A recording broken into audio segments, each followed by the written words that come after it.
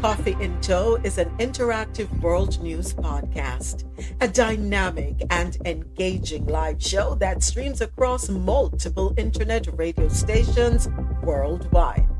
This podcast brings you real time news updates, in depth analysis, and interactive discussions on global events, making you a part of the conversation no matter where you are. With a diverse range of expert guests and listener participation, it's your go to source for staying informed and connected to the world. Coffee in Tow is brought to you in part by Lormel Skin Food. Log on to lormelskinfood.com. Discover the range of natural skincare solutions. Indulge in the radiance of natural and organic beauty with the best natural and organic soap bars, whipped soaps, body butters, and oils. All 100% natural products. Lormel Skin Food for a natural, beautiful you. The world's best coffee from our farms to your cup. It's Grand Coffee House.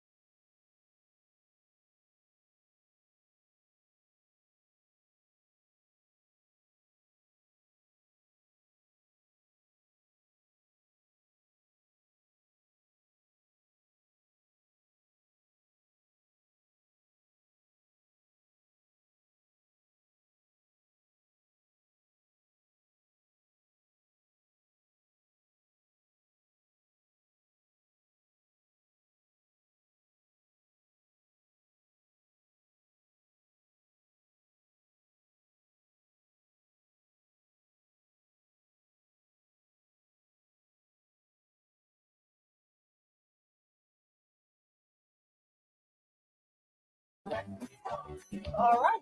So, we've had enough soca for today, I think. It's never enough soca, but it's time for us to go ahead and get started. I fixed my YouTube issue, so now we can get the show on the road. Morning, Dr. Sharon. Hope you had a wonderful weekend. Island to Mountain Girl, thank you for coming in. Go ahead, Yes, good Dr. morning. How was the I had a birthday wonderful weekend? weekend. I hope you. It was the Lord. I was so tired. Ooh. You need another weekend to Oh, recover from this weekend? yes, yes, I do. I absolutely do. Listen, you only live Yeah. once, Yeah. enjoy to the fullest. Yeah. Exactly. Yep. Yeah. All right. All right, so we're going to go ahead and get the show on the road. Morning, Island to Mountain Girl. Welcome. Thank you for coming to Coffee and Toe. As always, Caribbean Corner. Now, all kind one bag of things in the news. So, just a few things to bring us up to speed here. But in Jamaica, the government is to provide $200 million for Hope for Children Trust Fund. Um, hmm, what them doing with it? What gonna do with it? How them gonna deal with it? We're gonna find out. Let me go ahead and pull up the article here because I do believe there's a sound bite attached to it, and we want to hear what Mr. Yes, there is a sound bite. So according to nationwide radio dot nationwide radio jm.com, Prime Minister Andrew Holness says the government will invest $200 million in the Hope for Children Trust Fund. And where are you, soundbite? Okay, I don't know why this thing telling me it don't recognize my face, but all right. Child born on or after the 60th anniversary of independence, as August 6, 2022, who is part of a Path household or a ward of the state will be eligible to register under the program. We are making progress with determining the legal structure of the fund. Hold on, back up. Let me hear the year again. Will be managed Hold and on. administered. Madam Speaker, any Jamaican child born on or after the 60th anniversary of independence, as August 6, 2022, who is part of a Path household or a ward of the state will be eligible to register under the program. We are making progress with determining the legal structure of the fund and examining options for how the fund will be managed and administered. And I'm pleased to report that during the upcoming financial year, the government will seed the fund with 200 million Jamaican dollars. And again, I put out the call to the private sector, start looking at making contributions to this fund. We welcome it. So he was speaking during his contribution to the budget debate in the House of Representatives on Thursday. Dr. Holness announced the trust fund last year as a targeted intervention to reduce social gaps in the country. The fund is designed to provide eligible children with a long term savings account funded through annual contributions from the government. The funds will accumulate with interest and will be accessible on or after the child turns 18 years old. All right. I'm gonna give him a round of applause for this initiative. Morning, Teflon. Morning, Mr. President. I'm gonna give him a round of applause for this initiative. Long overdue. And of course, while we give praise, we do have questions. I understand the overall budget is $200 million. Will the $200 million go in its entirety to the fund for children? No administrative costs, no management fees, no asset, no nothing, no deductions, everything in its entirety for the children. Now, how many children are we talking about, and how much can we expect them to get? Let me go back here. So the funds will accumulate. The fund is designed to provide eligible children. Hold on a second, folks. I want to make sure I heard properly, because just in case I missed anything, let me take a listen Madam again. Speaker, any Jamaican child born on or after the 60th anniversary of independence, as August 6, 2022, who is part of a Path household or a ward of the state will be eligible to register under the program. We are making progress with determining the legal structure of the fund and examining options for how the fund will be managed and administered. And I'm pleased to report that during the upcoming financial year, the government will seed the fund with 200 million Jamaican.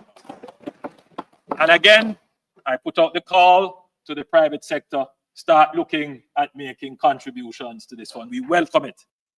I'm not going to make contributions to a fund that I don't have all the details, Mr. Honda. Sorry. And yes, it's you're working out the legal structure. Yes, you're sounding a little PNP-ish right now. We know that you are not a PNP-ish person in terms of how things are done. Morning, Rosolo. So I want a little more substance. Give me a little more meat on the bones. Great idea that we're looking out for children until they turn 18 years old. And just to reiterate, it is for children born after August 6, 2022. If you are a recipient if your household is a PATH recipient, and if you are a ward of the state, meaning you're a foster child or a child who has been given up to the state with the hope that you will be adopted, right? So that fund will be there. It's going to be a long-term savings account funded through annual contributions.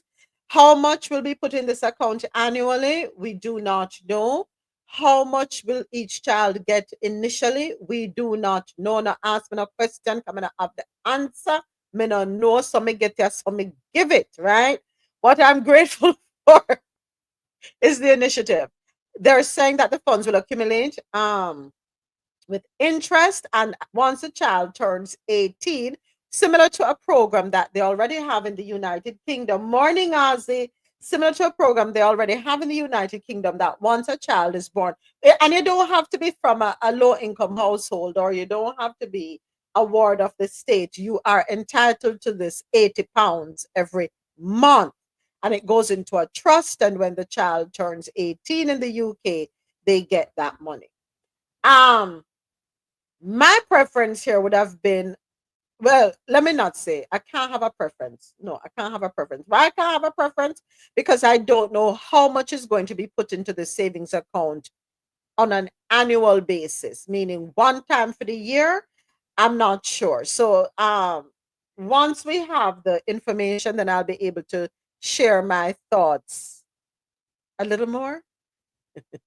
But it's a whole, so should I have all of this handout, You should have had this handout already, that we can come and speak emphatically and with confidence, right? Because right now what I'm hearing is baiting. You're piquing my interest. And you remember, a lot of times people hold on to a tagline. And once them get at them, run with that and take it as gospel. And we, in this landscape, we don't want to do that. We want to present as much clarified information. We want clarity, right? We want to give that to the people then, so that they know if buts nor supposes. I don't know. Anybody has any thoughts on this initiative? And I'm getting a lot of feedback here, not sure why. But yeah, anybody want to share any thoughts on this initiative? Put it in the chat, put it in the comments on YouTube, on TikTok, or we just keep it moving.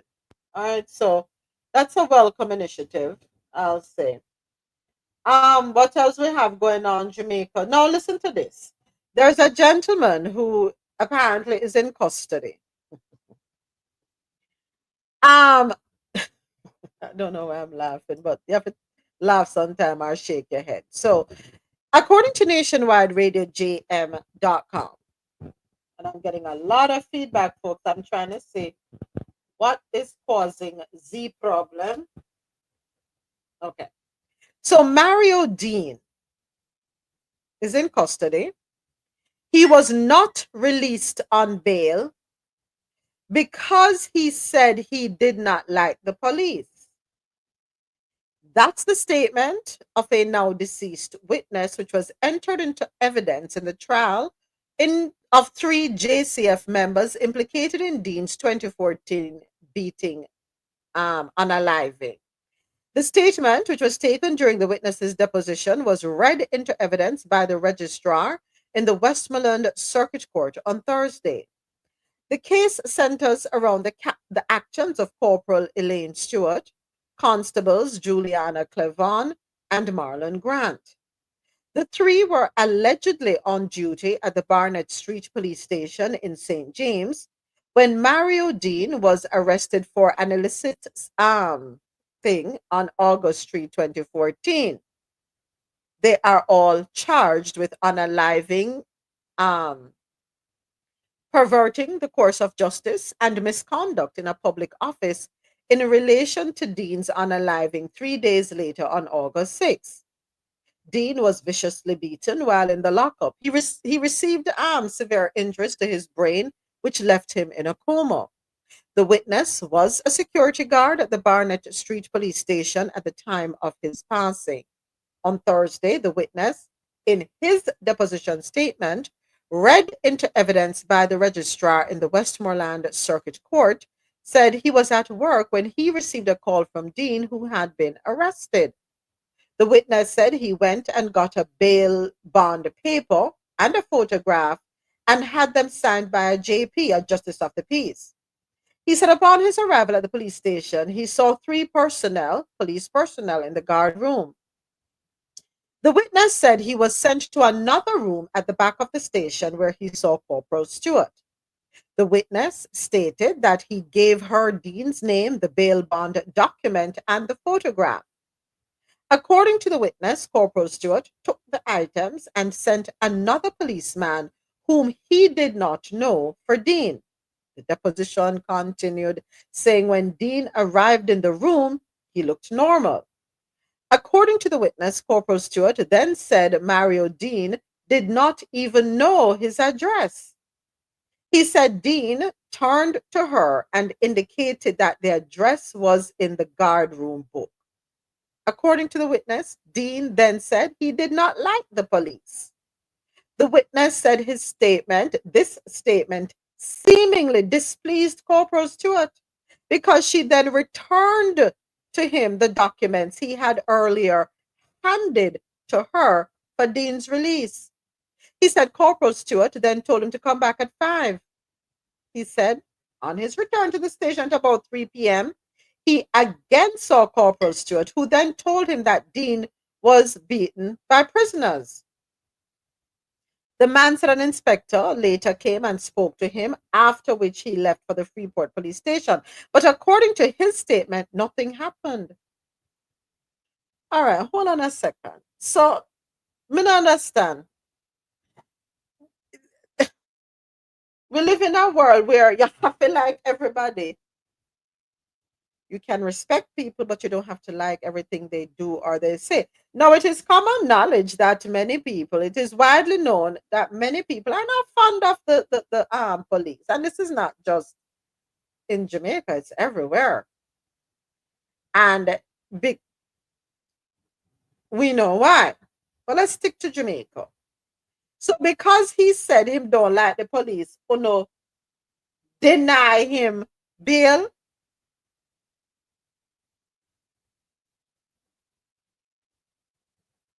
and then allegedly, according to this article, you proceed to cause him bodily harm because he don't like Well, he's justified. The unfortunate thing is that he's not with us in the present day.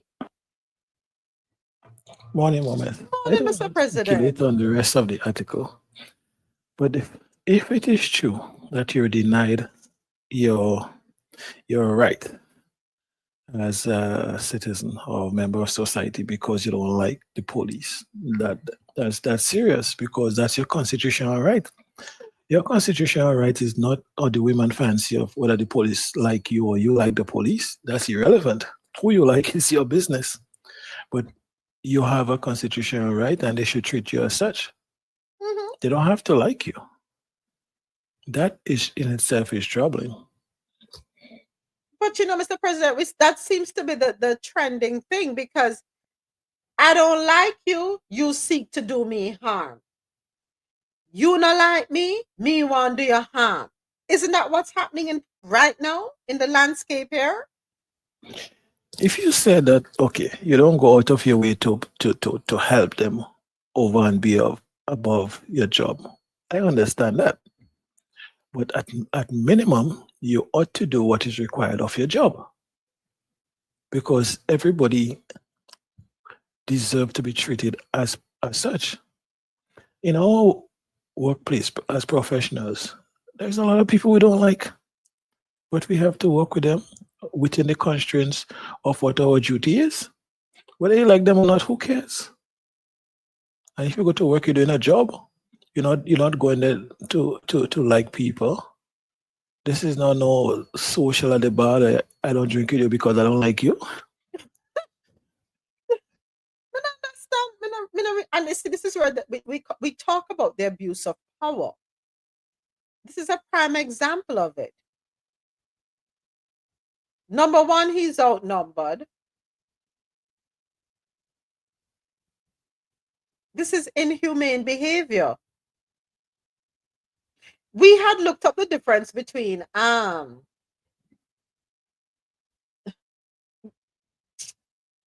I'm not gonna further into this one because Mega says something and then Mega get flagged. But come on now. There was a time I remember when anyone who wore a uniform representing the police force or even the army, you're respected, right? Because you're held in higher esteem. Many people within a community, many citizens of a community, usually look up to police officers because they should be the ones to set an example of how society at large is to conduct themselves. No? What happened to those days? Those days don't exist anymore. Long gone, huh? Long gone are those days. When did it switch? When was the change made? When did the moving away from that narrative take place? Because for decades now, you constantly hear the same sentiments being echoed by everyday citizens, regular citizens going about their business. The level of corruption that exists within the police force. And the sad part is it's the few that always spoil the lot. No, sir. One bad apple is all it takes to spoil the lot. And because of the poor judgment calls of the few, the entire force is scorned. Held in this day, no one wants to have anything to do with you. Your last resort. And it's because of actions like these. But they also have a saying, don't know who for frightened. Yeah. You pick and choose who you have strength for. Because if it were someone who was well known of means, you wouldn't do this to them. You would not have handled them in this manner. And even if they said they didn't like the police, you still would make sure you not put your hand on them because you know the consequences of the actions would be swift. And this is where they talk about classism being an issue.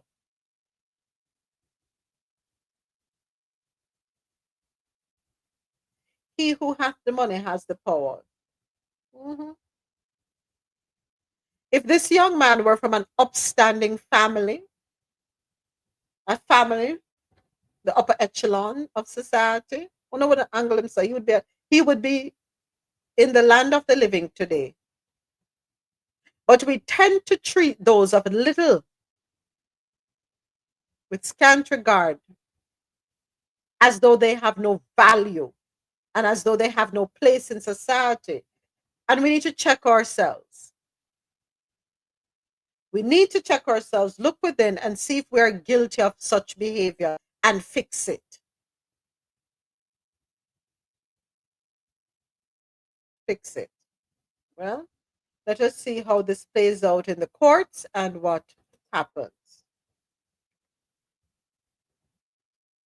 So to the back to the previous article, I agree, Dr. Sharon. More details of the administration from the administration with regards to the program as it relates to the Hope Trust for Children who are whose family members are on the PATH program or who are wards of the state. I agree. We need more information on that. But shame on you, to you police officers who did this egregious act, horrific act. All right, so we have some stories courtesy of Caribbean National Weekly. First up, former Haitian American Congresswoman Mia Love has passed away at the age of 49. Let's go ahead and get in. Such a beautiful young lady. Let's go ahead and get into this one. Former U.S. Representative Mia Love of Utah, a Haitian American trailblazer who became the first Black Republican woman elected to Congress, passed away on Sunday at the age of 49. Her family announced her passing on her official social media account.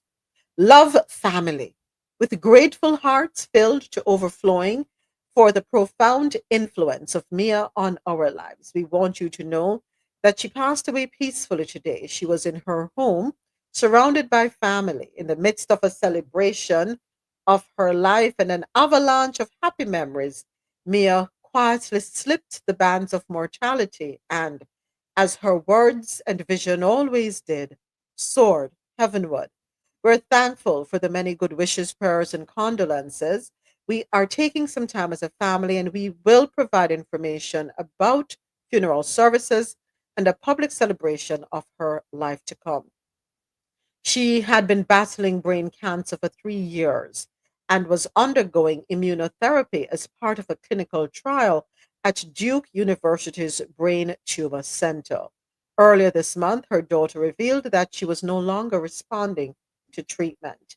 She was born Ludmilla Bordeaux on December 6, 1975, in Brooklyn, New York. Love was the daughter of Haitian immigrants Mary and Jean Maxine Bordeaux. Her parents emigrated from Haiti in search of better opportunities, and she grew up with a deep sense of faith and resilience. She attended the University of Hartford in Connecticut, where she earned a Bachelor of Fine Arts degree. Love launched her political career in Saratoga Springs, Utah, serving on the city council before making history in 2010 as the city's first female mayor.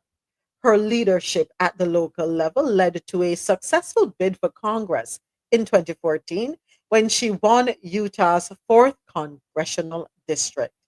With her election, Love became the first Haitian American in Congress, the first Black person to represent Utah in Washington, and the first person of color Republican woman to serve in the U.S. House of Representatives.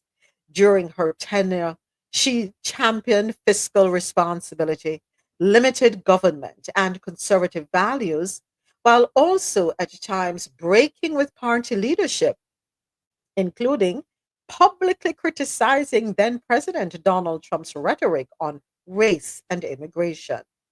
After serving 2 terms, she lost her 2018 re election bid to Democrat Ben McAdams. Following her time in Congress, Love remained active in public affairs, working as a CNN political commentator and a fellow at the University of Sydney.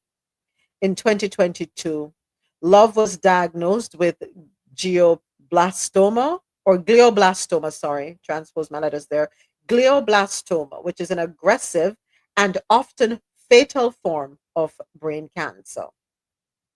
Despite undergoing multiple treatments, including experimental immunotherapy, her condition worsened. She is survived by her husband, Jason Love, and their 3 children. Mia Love's legacy as a pioneering Haitian American lawmaker and a groundbreaking figure in American politics continues to inspire generations. May her soul rest in peace. Glioblastoma. Yes, yes, Dr. Keisha. Ah, so young, so young. As he said, oh wow, Utah, mind blowing. You're echoing my thoughts. That's interesting. Yeah, 49 is young indeed. And another reason for us not to, or another reason for us to dispel the old way of thinking, right? There was a time when cancer, you wouldn't hear about that, especially with young people, but it's so prevalent now. Nothing should alarm us. Um, you know what? I need to look up what are some of the symptoms that we possibly experience, and we should say, let us go and get this checked out. Because a lot of times we feel different things. And in typical Caribbean fashion, especially in Jamaica, we believe in a tea. Tea cure everything. Your head hurt you, drink one cup of tea. All 2 weeks later, you still a drink the cup of tea and the head still a hurt you. You feel a pain in your left side, drink a cup of tea. You broke your wrist, drink a cup of tea. Your eyes hurting, drink a cup of tea. You have a toothache, drink a cup of tea. We believe in tea for every, and I'm not saying teas don't work, I'm not saying that at all. Yes, teas are effective, but we tend to rely on tea for everything. So, um, glioblastoma is a type of brain tumor that starts in the brain or spinal cord. Wow. It forms from glial cells, specifically astrocytes, which are supportive cells in the brain. It is known for its rapid growth and ability to invade surrounding healthy tissue. It is a malignant, cancerous brain tumor, meaning it can spread and cause harm. Wow. Glioblastomas are grade 4 brain tumors, indicating the most abnormal and aggressive cells. So, what are the symptoms? What are some of these symptoms? Headaches, often persistent or severe. Seizures, weakness or numbness on one side of the body. Changes in vision or hearing. Difficulty with speech or language.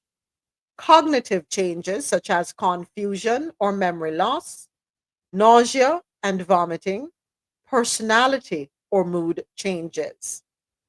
Causes and risk factors, the exact cause of it is often unknown.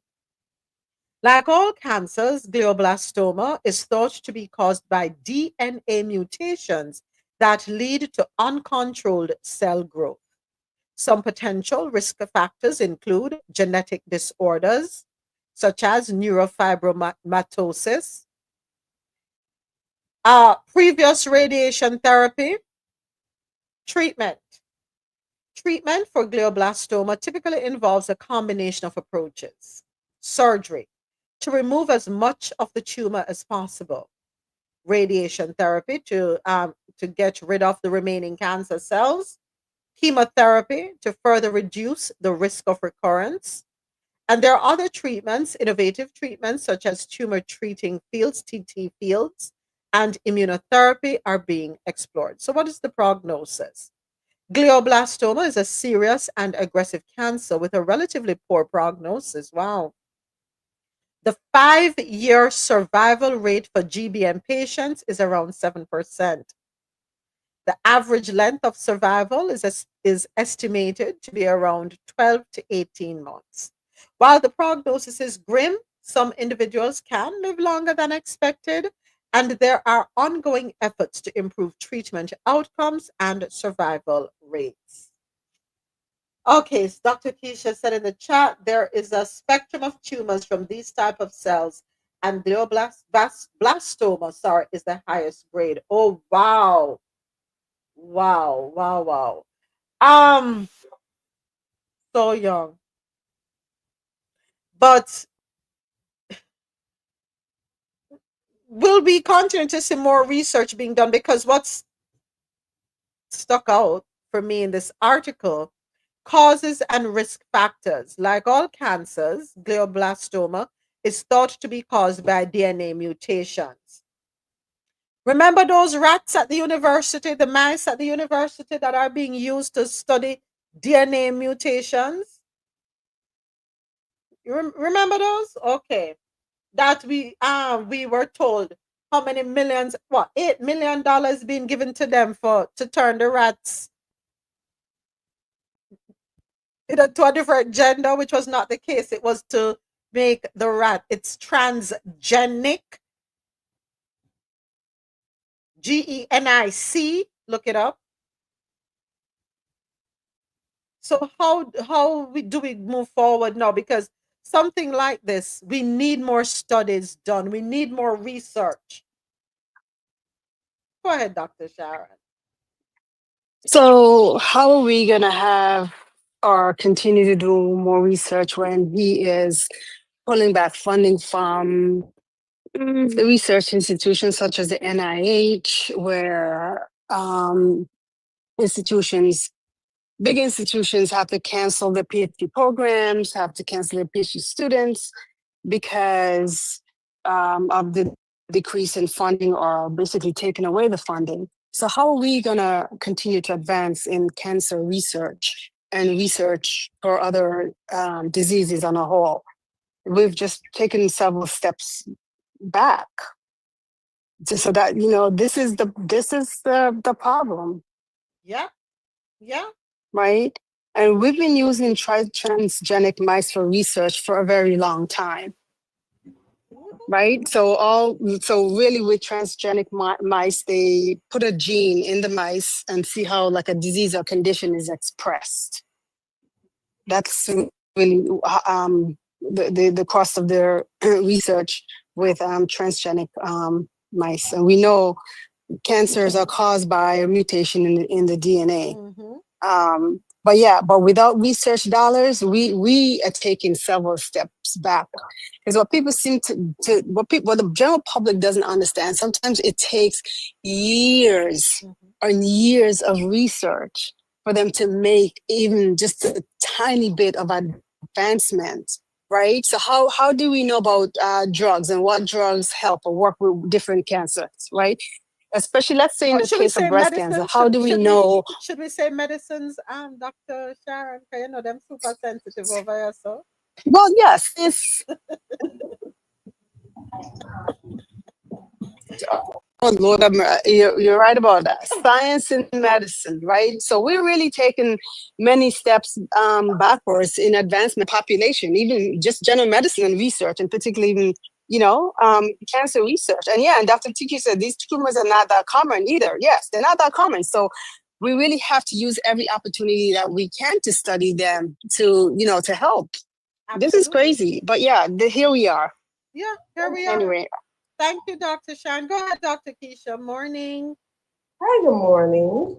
The problem, with these being rare is that, first of all, trying to get a sample for our study, because you're mentioning studies, the things that are more common, right? We are able to research colon cancer because it's more common. We can get the biopsies. Also, a lot of people that have these sometimes are diagnosed based on imaging. Getting a biopsy or a sample is rare. So when we're doing what is called tumor banking, they're not able to, on a small piece of tissue, we're not being able to bank that, right? So we're not able to do research on it because we have limited enough tissue just to do the diagnosis and the special stains or the stains for to be able to see what type of treatment as well, not just diagnostic. And then also a lot of this is happening post-mortem, unfortunately. So when someone has a death from these tumors, that's when we're able to gain more understanding of them too. So it's just not, brain is the most difficult area, most fascinating and difficult area, but from a pathology standpoint, it is the most difficult to understand and fathom. And then when you talk about how tumors occur or how cancers occur, it's actually very, very multifactorial in that, it's a mutation in a gene, but imagine this, there's a gene that is tumor suppression. There's a gene that activates cell proliferation. There's one that's supposed to be the repair gene. So there are tumors that have specific mutations. And now there are tumors that have a lot of things going on, which is why we do biomarkers to be able to see your tumor may be the same diagnosis as someone else's tumor, but molecularly it's different. Oh, Thank you for that, Dr. Keisha. Thank you for that. And since I opened up Pandora's box as it relates to transgenic mouse models, um, we have Alzheimer's disease. Transgenic mouse models are used to study the genetic and molecular mechanisms of Alzheimer's disease. And Alzheimer's is something that I think affects all of us. It's not probably not directly, but maybe our parents or our grandparents. We know someone who is going through Alzheimer's, and we have questions. And the questions can only be answered through research, science and research. These mouse, the mouse that are being used, the mice that are being used are not GAY. Please, people, get that out in our head. Transgenic, GENIC. Also for cancer, transgenic mice are used to study the development and progression of cancer. For diabetes, especially within our community, communities of color, where diabetes run rampant, transgenic mice are used to study the causes and treatment of diabetes. Multiple sclerosis, yes, transgenic mice are used to study the development of multiple sclerosis.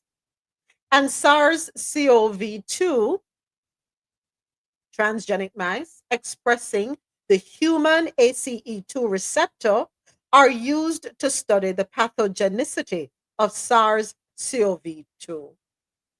And a myriad of other studies, folks.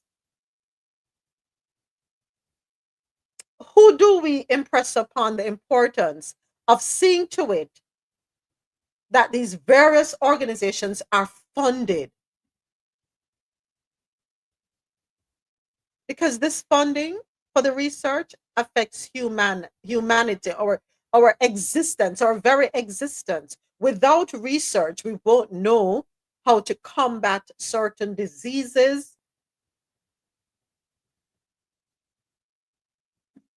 But this is 2025. We're pedaling backwards. But anyway, didn't mean to go down that road. But I appreciate the article, and I hope that her family will honor her memory by advocating for more research to be done. We're going to have research data tariffs now morning, Kirk. Yes, Ozzy. But guess what? Our doctors are leaving. Doctors are leaving. Doctors are going elsewhere. Doctors are being held at the border. Our researchers are being held at the border.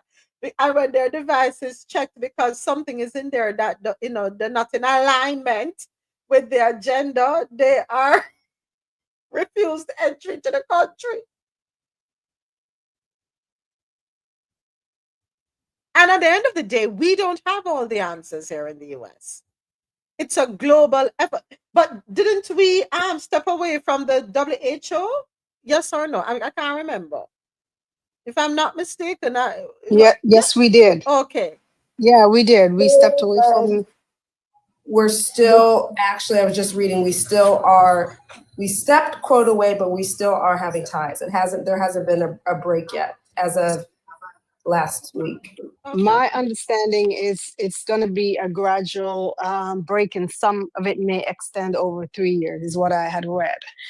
But they're definitely making steps to hopefully some lightning bolt hit somebody's head and they'll realize their mistake and stop the madness. It's when the wake up call gonna come when an unfortunate situation happens and they're looking at the doctor and say, well, can't you do something about it? And the doctor said, no, because you blocked everything. That's when it's gonna happen. That is when the reality is going to set in. Unfortunately, if it's not at our doorstep, it doesn't affect us. We're not concerned. We don't care. And that's the unfortunate reality we're facing, But again, we honor her by bringing an awareness to this type of cancer 49 years old, very young, but she made her mark here in life. She did what she was supposed to do, made her work live on. And again, Love was battling brain cancer for 3 years and was undergoing immunotherapy as part of a clinical trial at Duke University's Brain Tumor Center. Oh boy. All right. In other news, courtesy of the Caribbean National Weekly.com, um, US ends legal status for over 500,000 Cuban, Haitian, and other migrants. The Department of Homeland Security, DHS, announced on Friday that it is revoking humanitarian parole or legal status for approximately 532,000 Cubans, Haitians, Nicaraguans, and Venezuelans who arrived in the US since October 2022. These individuals had been allowed to live and work legally for 2 years under a Biden era program requiring financial sponsorship. Homeland Security Secretary Kristi Noem stated that those affected will lose their legal status on April 24, that's in a month exactly, or 30 days after the notice is published in the Federal Register. DHS emphasized that parolees must depart before their termination date unless they obtain other legal status. The Trump administration has defended the move as necessary for border security, migration control, and national sovereignty. DHS stated that the humanitarian parole program had become an incentive for mass migration, leading to increased crossings and straining U.S. resources. Officials argue that ending these temporary protections is part of a broader effort to restore order at the border and ensure that immigration programs are used selectively rather than as a backdoor to residency. 530,000 people working, paying taxes, can't benefit from the taxes. And we're making way, we're going to get rid of them and make way for 70,000 South Africans.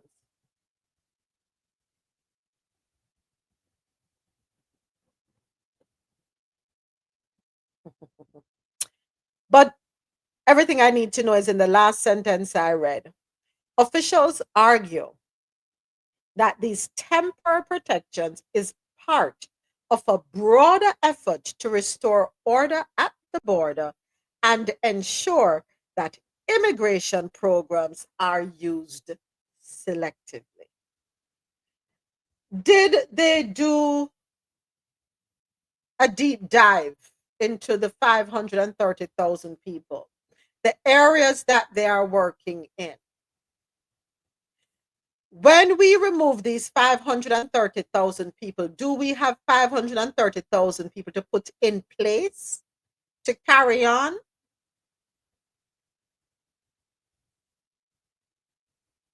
Let's talk about what's that town where that came under the microscope because of the poor choice of words about Springfield, Ohio. Springfield, Ohio. Now, I remember, I'm not sure if you were in the space with us at the time. I don't think so, Dr. Keisha, because at that time we were over in fan base. When we played a video with some business owners, it was a news article, some business owners saying the Haitians being there was the best thing that happened to their town. Why? Because the residents would not come to work. When they do show up, it's a few days a week. They don't want to work. The Haitians moved into the community, even opened businesses, injecting well-needed tax dollars into Springfield, Ohio. They were paying their bills. There was no issue with them. Them not getting no trouble, nothing. They were advancing. I remember in one video, one as the one of the original, I guess, and I shouldn't say original, but one of the residents who were there for a long time said, "Look, where did he get the money to buy that Lexus? Probably if you got up and did what he did, you would have one too." Them no want work. So what is going to happen to a place like Springfield, Ohio? And you're They're giving gonna them. revert. Mhm. Go They're ahead. gonna revert. They're gonna revert back to where they were before the Haitians came in and revitalized that town and that economy. You know who's from that community? John Legend. John Legend is from there. He actually had put out a video about that same issue and how good I mean, this is the thing. For the most part, most immigrants are hardworking people. They're hardworking people. They come here and they do the work that no one else wants to do. For example, the migrant farmers, the people who went to Springfield, Ohio, and revitalized a dying community or unaliving community, right? Mhm. So so they take that and make an issue, and these are not criminals. These are not people who are committing crime. They are actually going to work and paying taxes, right? Paying taxes so that we'll have money for the roads and the schools and the programs, right? But yet still they villainize villainize a community of people. Um, Trump is the same one who called the Haitian SH country in his first campaign, right? They're not anti-immigration. They're anti-certain type of immigrants. That's all it is. They want immigrants that look like them. As long as you look like them, and you don't look like a Haitian, an African, a Venezuelan, then you're okay. You're welcome. You're welcome in. But as long as you don't look like them, dog better than you. So, but if I remember well, Dr. Sharon, his wife had to have a procedure done, and it was a doctor of Haitian. He was either born in Haiti or his parents are Haitian that performed the surgery on his wife.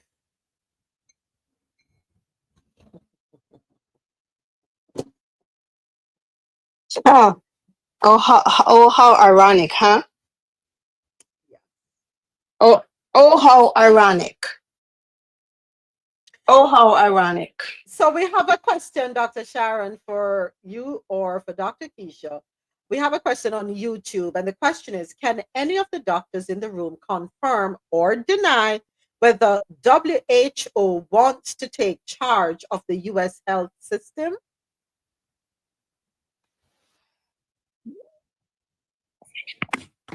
Go ahead, Dr. Keisha.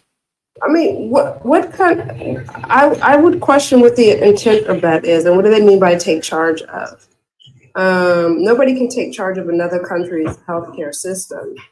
It was always, if people know what the WHO is, these are multiple countries that are coming together in these compact to assist and help each other. And listen, in any relationship, there's a give or take.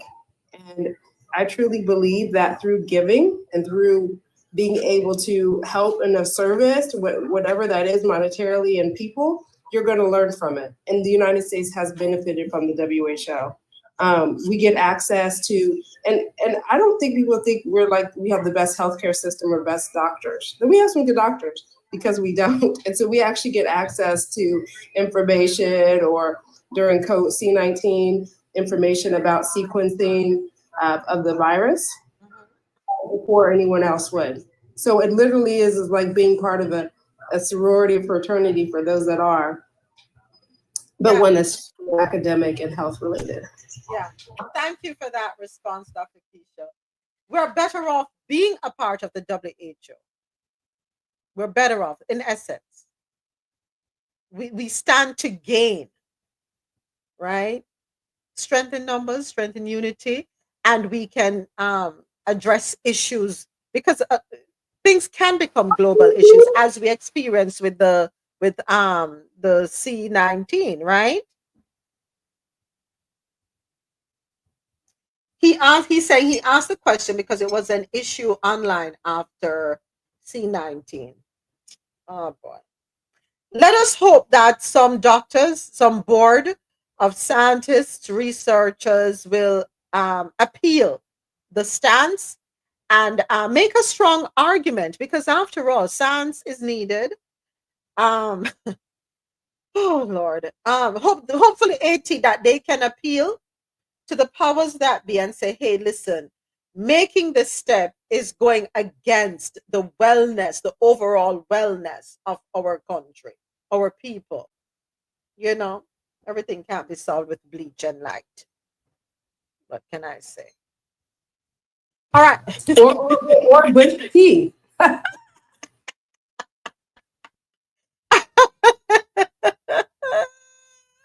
But interesting, they have given them 30 days. You're giving somebody 30 days to pack up and leave a country. Is that reasonable? 30 days. What is, I'm sure some of them probably bought homes. What's to happen now? Their vehicles, their businesses. You have 30 days.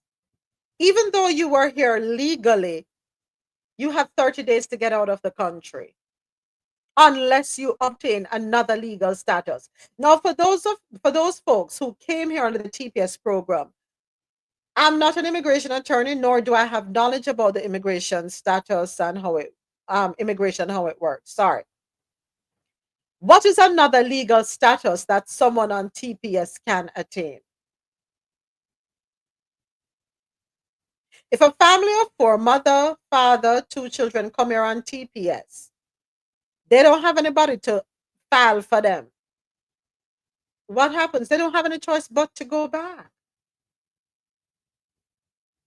I would think, but then again, let me keep my comments to myself. We have to be reasonable with how we get things done. Again, folks, let me just issue a warning. If you are traveling, and it doesn't matter if you're a US citizen, a US resident, or you're just visiting the country, Border Patrol is well within their right to take your phone and search your phone when you have landed in the US. Do not feel that because you're a US citizen, them can't search your phone. Yes, they can.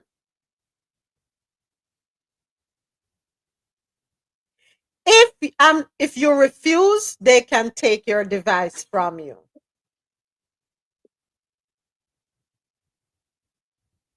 Go ahead, Dr. Sharon.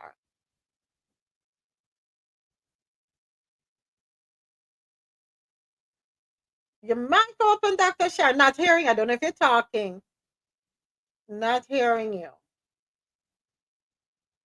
Folks, clean up on the phone. That's all I can say. So, Go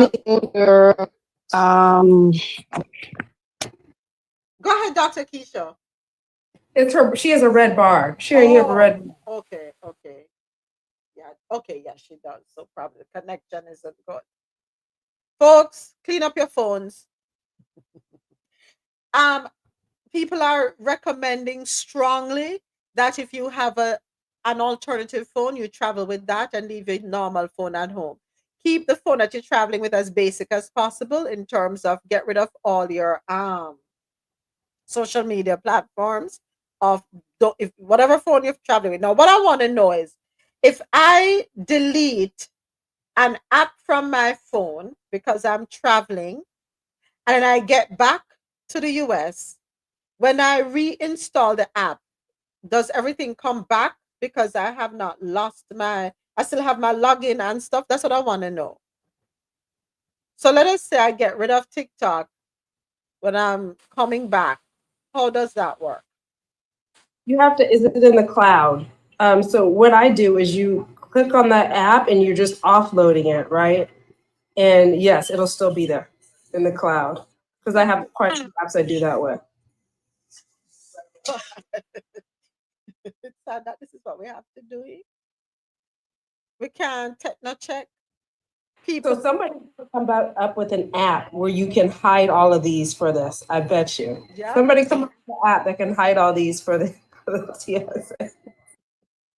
But here's the thing, and they were saying they can take your phone, you ask you to open it up, show them, or they can take it and connect it, whether it's your phone, your iPad, or your computer, everything, all elections, exactly.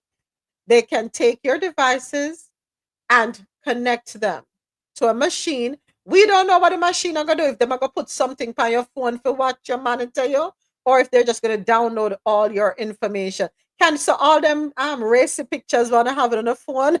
They might wanna download those onto something else.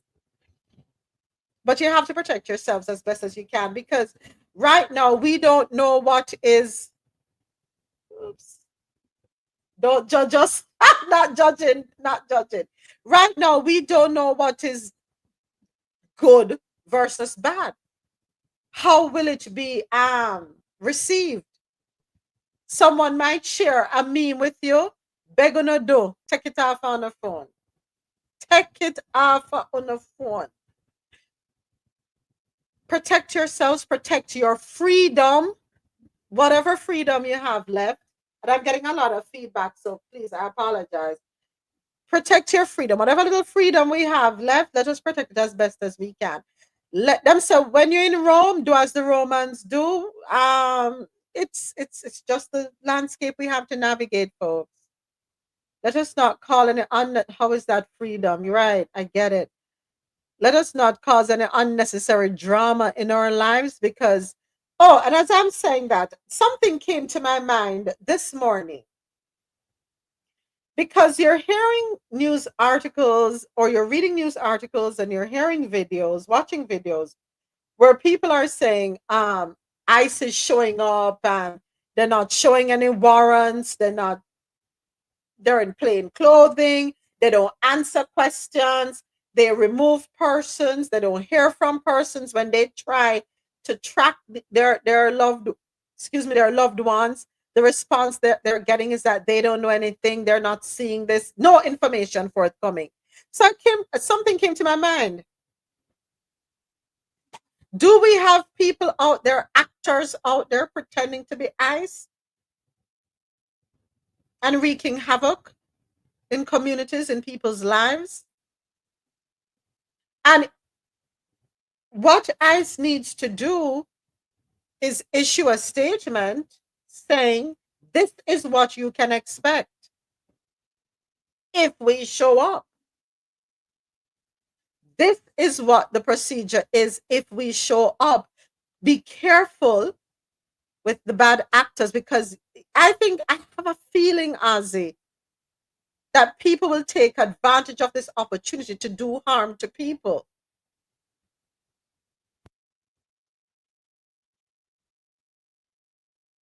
So what can one expect if ICE were to show up at their job, at their home?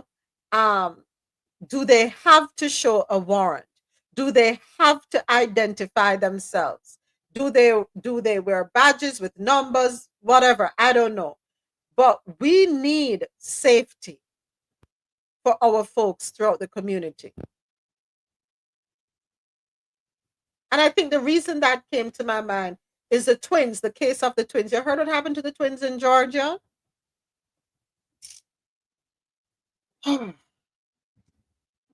Those two young boys, 19-year-old. And if I'm not mistaken, I think they have taken into custody a firefighter. So they were supposed to be going to the airport, Ozzy. Never made it. Someone found them unalived in a sundown town in Georgia. I think an hour and a half away from either where they live or from the airport. I'm not quite sure.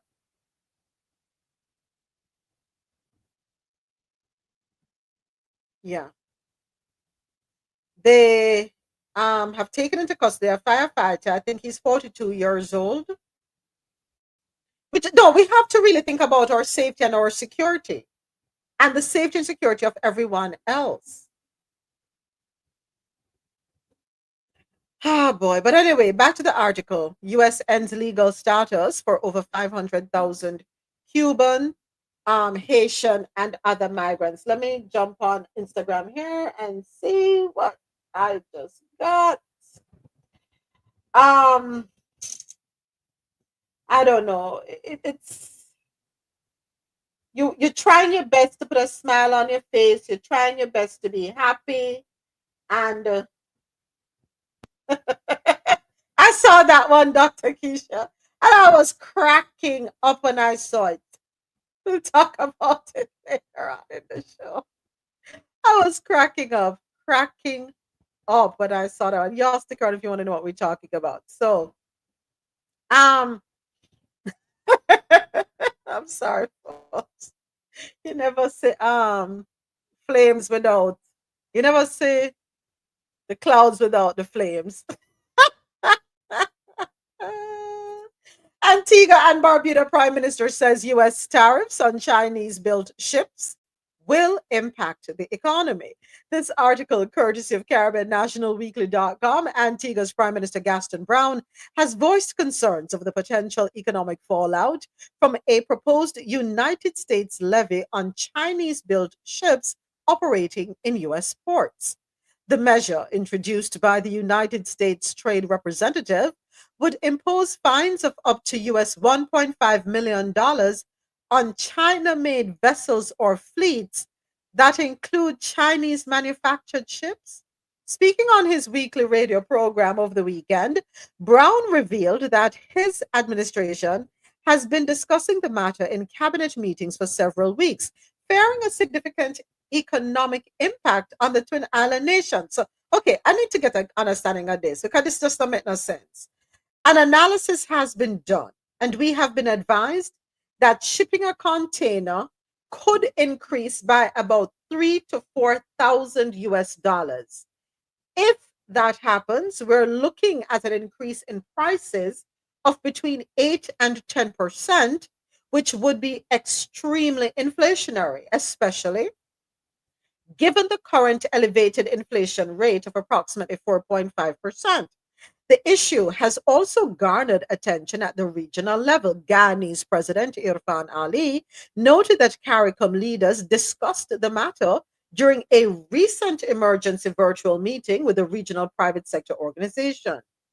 The US is an important partner, and the regional private sector will be engaging in discussions with American officials, including the Secretary of State.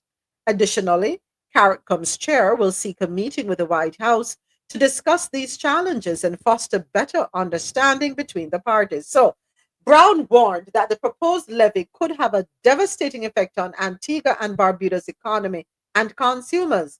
He indicated that his government is considering a range of options in response should the measure take effect. So, may not understand this. I don't. So you're telling me then, and tell me if I'm wrong. Tell me if I'm wrong. Thank you, Dr. Keisha. I saw that one, and we're going to talk about it later. So, help me understand something. Let me go back to the first paragraph. So, there are concerns, right? The United States is proposing a levy on Chinese built ships operating in US ports. So, not only are they going to be putting a levy on the goods coming from China, they're going to put a levy on the ships.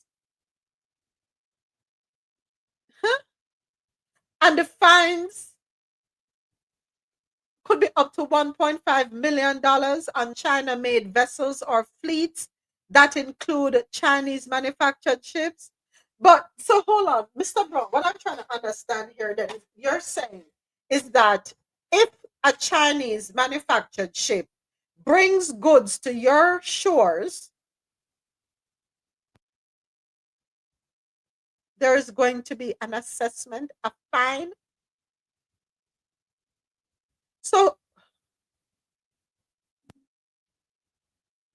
when is the meeting? This Wednesday? And I think it's in Jamaica. Jamaica is the first stop, and then Guyana, and then Suriname. He's going to three countries. Because this don't make no sense to me. Me not tell no lie. This don't make no sense to me. I'm missing something here. Who owns the port in Antigua and Barbuda? A moment.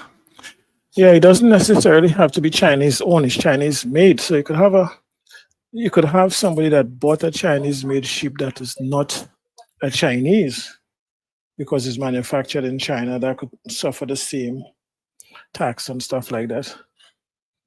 It's literally, it will have affect shipping worldwide, to tell you the truth. Exactly. But then it's particularly more expensive for the people here if they have to get stuff from that source. So what's the end game then? Is to cripple the Caribbean, to bury the Caribbean, to decimate the Caribbean? Is that the end goal? So the Caribbean, this to me is like a form of a sanction, so to speak, Mr. President.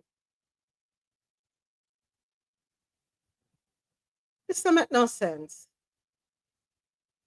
But even if a ship is not made in China, Mr. President, I'm sure there are components that are made in China. So in other words, then, every single ship on Earth in the waters going to be affected in some way, shape, or form. Why, Peck?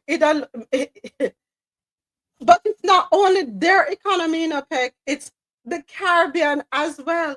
Because how is it? This just don't make no sense.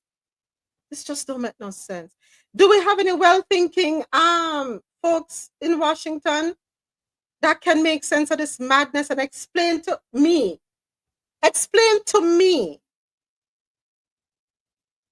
the logic behind this?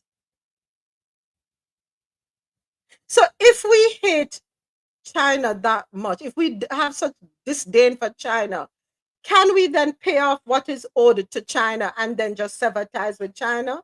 Isn't that what we should then do? Because what is the point of doing all of this, but we're still indebted to China? If me not like you, I don't want nothing to do with you. You know what I'm going to do? If me owe your money, I'm going to pay your money and go on about my business. Because this makes no sense. Impose fines of $1.5 million. That's the intent. I have to agree with you, Pet. I have to agree. That has to be the intent. You just decimate everything. The whole world just crash and burn. Burn it down. And that way I do. Just get rid of it. Antigua, you don't have to figure out what I'm going to do. Because, and you know what? It's not just going to be Antigua. It's going to be Antigua and Barbuda, rather. It's going to be the entire Caribbean region that is going to be penalized for doing business with China, which we have no choice because America doesn't make everything in the world. And then I'm thinking a little more here. I'm thinking of a business owner who would get their goods from China, now having to sever that relationship, get the goods from the US. The same US is getting the goods from China.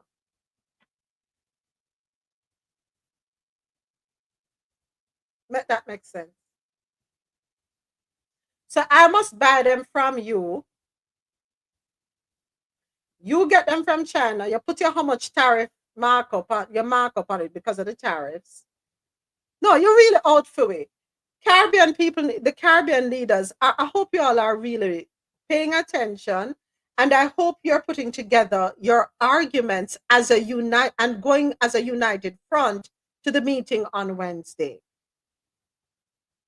Voice the concerns, show the economic impact. We make noise and health problems.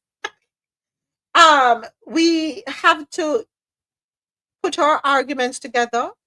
Not gonna go smile up with people because you're trying to be the favorite. You have your people to think about. You're not going there to be disrespectful, not at all. You're going there with a lot of diplomacy. but have your ducks in a row. See to it that you are going to mention the areas of concern, how the decisions will affect our islands,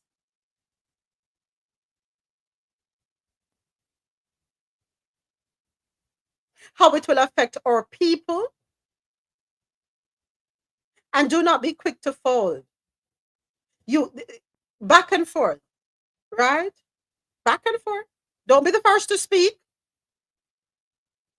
Listen and then respond.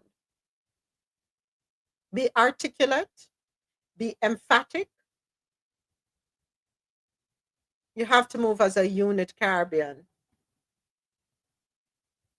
You have, because our healthcare is at stake, and now our economy is at stake.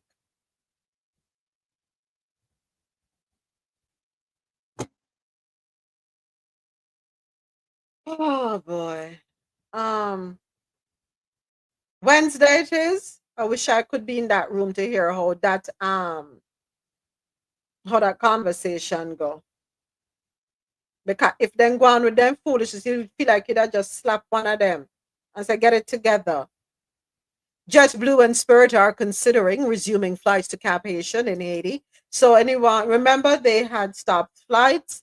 Well, according to CaribbeanNationalWeekly.com, Haiti's air travel landscape may soon see a shift as JetBlue Airways, B6, and Spirit Airlines, NK, are considering resuming flights to Cap Haitian's Hugo Chavez International Airport. The announcement follows a meeting between Jean and officials, and that is Fritz Alphonse Jean, who is president of the pro tempore of the Transitional Council.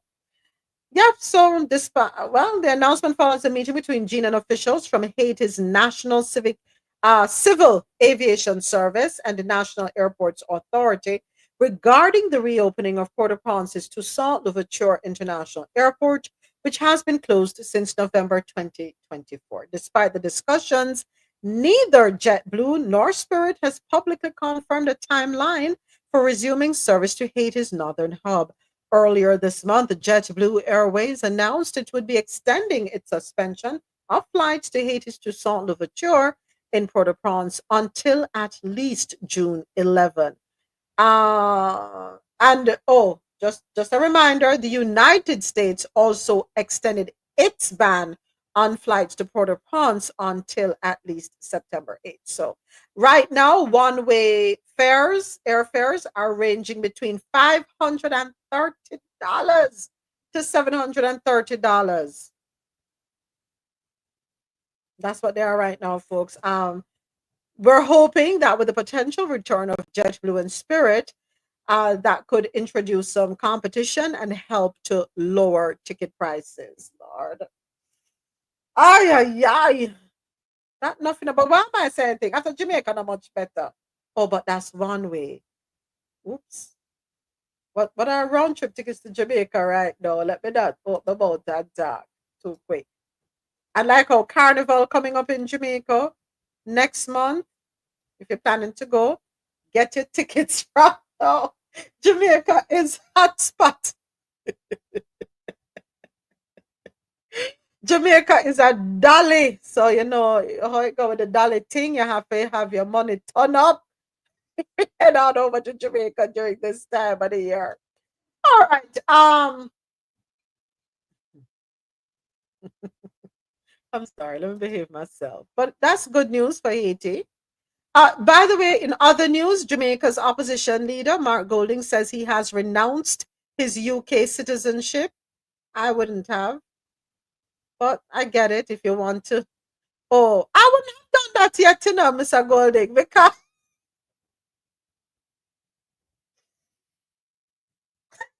you know, let me behave myself. I think you know what I'm going to say, Mr. Golding. I get it, you know, because you're preparing for September. With September, Mr. Golding. Because Prime Minister Holder said, you are not the father of the Jamaican economy. I don't know. He's such a hypocrite. Leave Mr. Golden alone.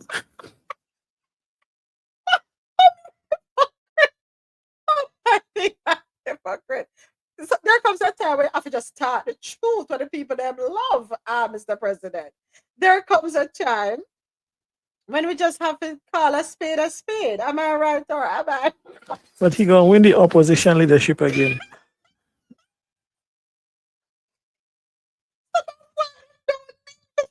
Him don't need for renounce him UK citizenship. I would renounce it until I know for certain that me I got all a position that requires me to get rid Why are of you it. encouraging a Jamaican politician to be holding citizenship for the UK? And one thing up and down, they just ups and leave you in the stress and going back to the UK.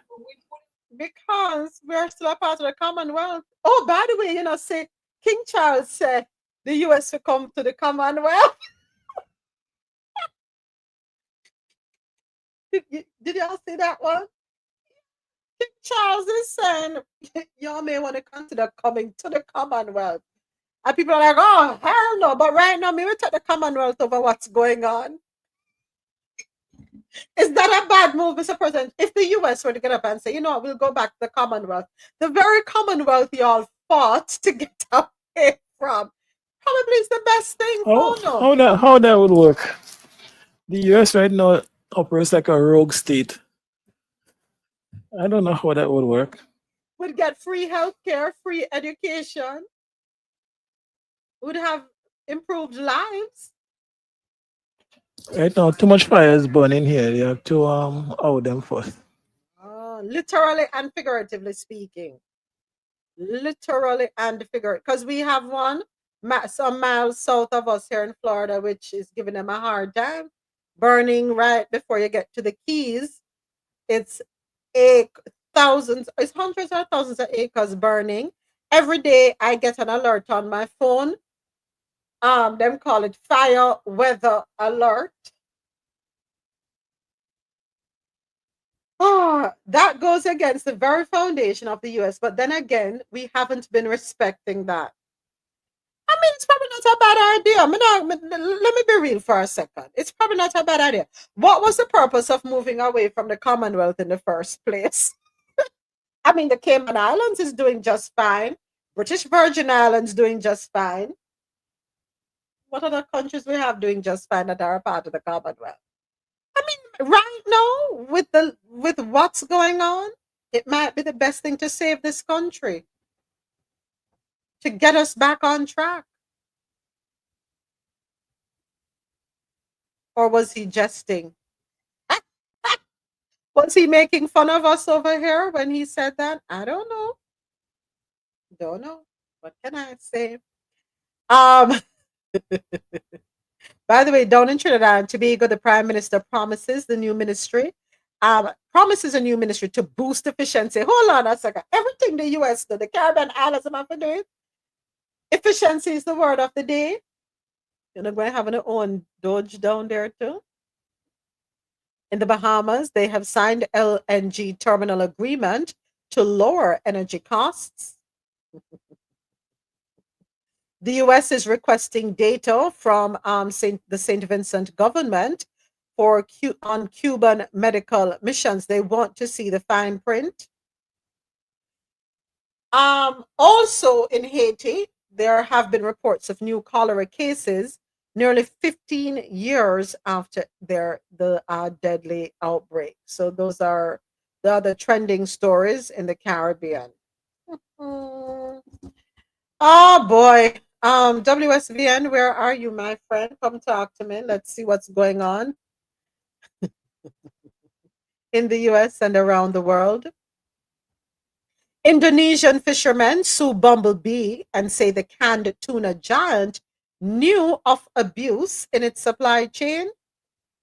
First time I'm hearing about this. Anybody familiar with this one? Let me pull this one up because they have a sound bite for this. Bumblebee, been around for a minute. Before I get to that article. That Dr. Keisha said, which had me laughing, which makes a lot of sense, Dr. Keisha. You never, you just connect the dots in this thing called life. We already knew about him, so.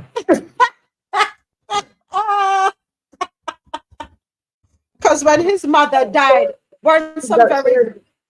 I'm sorry, go ahead. No, I said when his mother died the other day, didn't 47 have some nice words to say about what a fine young man he is? Mm-hmm. Sharon, you're gonna like this one. But Sharon only has one bar for some reason. You can't hear me? Yeah, man. Oh, we couldn't hear you before because your thing did weak. Your connection did weak. I know. I was outside with this little rambunctious puppy. So it was a little bit Okay, so you're back in business. yeah. Oh, and for those of you who did DNA thing with 23andMe, I think they're filing for bankruptcy. Yes, I saw that this morning Yep. on the news. Mm-hmm. We don't know information. Correct. Let's take a listen to this one, yeah? Hold on, wait, they play. Four fishermen are accusing a major tuna importer of slavery in a landmark lawsuit against Bumblebee Foods. The fishermen, who are from Indonesia, claim they were abused, overworked, and denied medical care. The company has not yet commented, and this is the first known case of fishing boat slavery brought on against a U.S. seafood company, and this could lead to more cases if it stands up in court. Oops, not sound good at all. Bumblebee, you may want to address that quickly. You've been around for a long time. You're a household name. You're the tuna of choice. Y'all better stick to fresh tuna. That part. Come on, Bumblebee, do better. Yes, so genetic testing firm, 23andMe. What's this done? Them say coming up. Hold on 1 second. Let me see. What is this? And now officials making a deadly discovery on the side of the Palmetto, a body found inside it. Sorry, no, that's Miami News.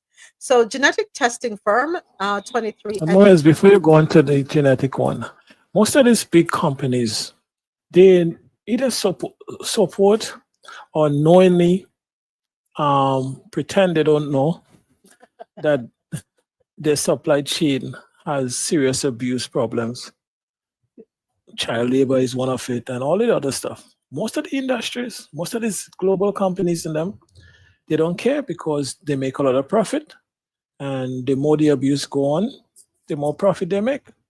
So very few of them actually takes the necessary step to ensure it doesn't happen. So I'm not surprised here at all.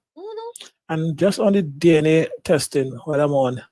So what if I buy the company? Do I have access to all your information? So they file in bankruptcy. What if somebody come in to rescue the company and buy them under distress, get them for pennies on the dollar? Let's say Elon Musk or Jeff Bezos or anybody that have money and whatever.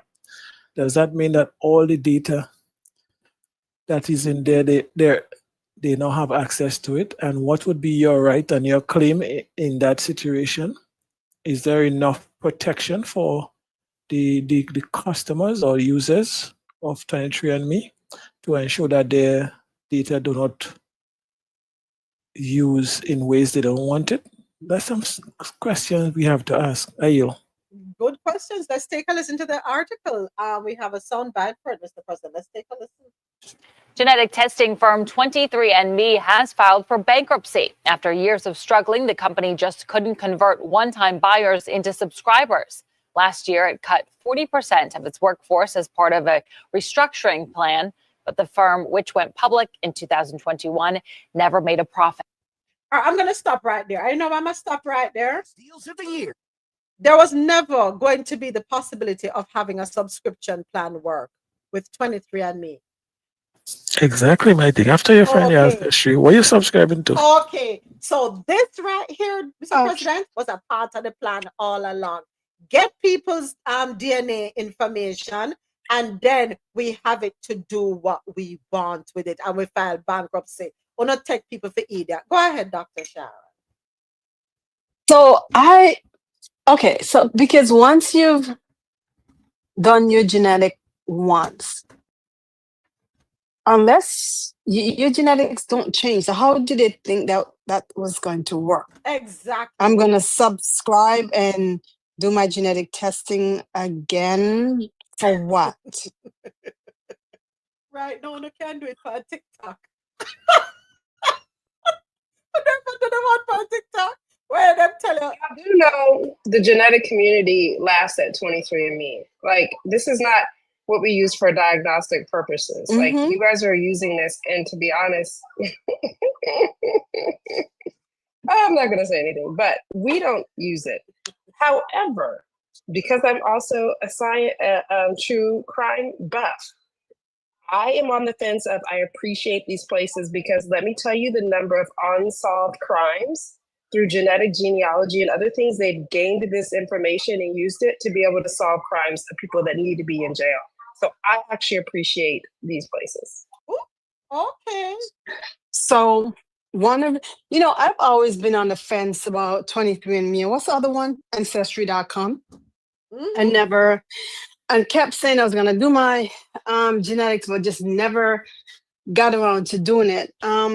Just because to me, they can use your genetic information for things such as knowing what illnesses you're prone to and using them for increasing your insurance premium and things like that. I know Obama did make he did sign into a law, a rule against that, but still, if this idiot is overthrowing and overruling so many different things, then that in itself, is possible. But am I curious as to knowing exactly, how much percentage of me is from wherever, Benin or Nigeria? Yes, I'm curious about that. But it's just the other part, the scientific thought within me is just kind of, I don't know. I just don't want to give people information that they can use against me. That's all. Yeah, that's me. I never um when it comes, I was like, okay, that's cool. But I was like, no, I'm not giving anybody my DNA like that. I always had questions about it. Never trusted it. And this right here, for me, even though you just highlighted the positive side of it, Dr. Keisha, and the revelations when we talk about crime and the crimes being solved, I can appreciate that. But I strongly believe this was created with a specific intention. They knew that no one was going to do a subscription, because if me find out one time, I don't need to hear every month, right? Because if you tell me, say, I am 50% Nigerian, 50% this, I'm sorry, 50% Nigerian, 25% Congolese, 10%, yeah, and broke it down, continue. Is it going to change next year?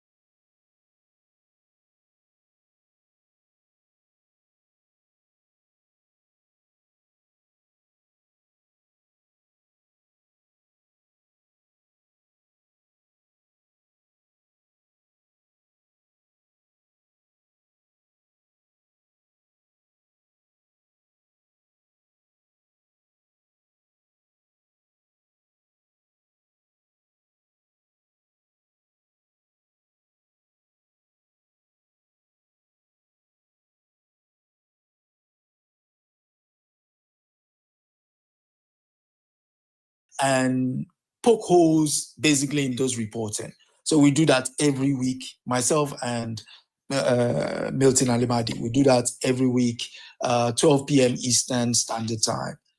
And that's on Sunday. And so, but the last weekend of the month, we do what is a book review. So that book sort of ties in the all the stories we've done previously. And the book that we picked in that month of February just happens to be the Neocolonialism, Last Stage of Imperialism. And so there are a couple of trigger points. I actually think there are a couple of trigger points. One was the fact that the CIA overthrew his government. While he went to China to help mediate in the fight between Vietnam and the United States. But they'd already published that book, and that book broke down how the United States has been on a neo-colonial train in Africa. The use of companies, the use of aid groups, the use of the Peace Corps, the use of, entertainment stars and what have you. So that guy went into detail, so much so that the United States sanctioned him. There was money that we were supposed to get from the World Bank. They canceled that World Bank loan, tune of 25 million then, which would be around 400 and 440 million in today's money. So, and because we mentioned the fact that your guy now is now canceling the USA ID, which goes back to what we were talking about on the show, I think for Mark Zuckerberg, that was a tad too much. And how dare you go against the orange idiots that we have. But, so truth be told, you're gonna get me canceled next. Oh, so sorry. We have to hold him in high esteem. Did I hear the latest developments over here? The video? The sound video? No, man, you cannot say anything that goes against him. Yeah.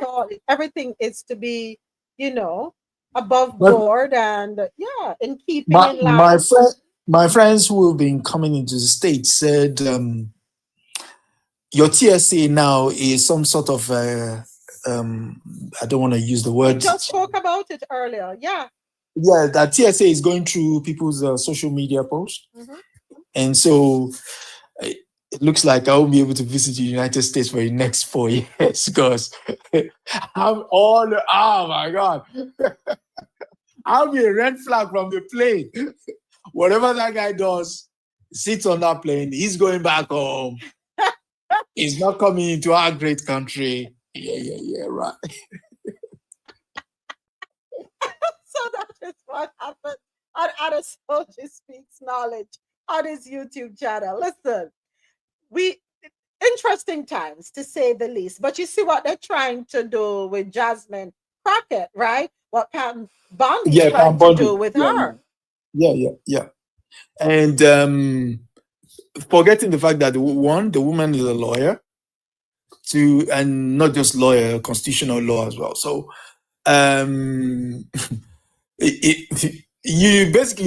she's basically carrying water for them. And the sad thing about the entire thing is even Justice Roberts, the guy who decided this guy is above the law in that case, that landmark ruling, look at what he's doing now. It's basically going to destroy your court. He's already telling you to remove judges. The next thing now, he will remove you. There you go. This is what happens when you allow your the hue of your skin to determine your policy instead of seeing humanity. This guy technically should be should be in a cell somewhere. But not at all. He's the best president ever. Did you see where he's complaining about the portrait? And how Obama's looks good and that the artist did not do a good job with his portrait? I say so. Listen, Don't blame the artist for that. Don't blame the exactly. artist for that. You're going to be nice, okay? All of you are going to be No, nice. I'm being nice. If you're ugly, there's no help. Exactly. Just, I mean, what you gonna do? It's like listen to my father. Hey, My listen to my my father. mother, Go my, ahead, go ahead, sorry. my grandmother will say in Yoruba. I'll say it in Yoruba, then I'll say it in English. Kò sí rẹ̀jẹ̀nu photo, which is you would only appear the way your photograph is taken. There is no. Wait, you guys have the photo? Somebody put up the photo while he's saying this? Lord, The portrait let that me he's see if so we upset can about. the portrait I haven't seen. Hold on, let me go back and see if I can find the article. That's funny that Adesoje said this because he has a portrait done that is horrible and it's hilarious because he's upset about it. Okay, so Trump slams presidential Colorado Capitol portrait, calls it truly the worst, and demands it be removed. Let me see if I can. As a matter of fact, the portrait. No, Look that bad. up it close. Look up it close. Look up it real close. Look at the face. You guys are not nice.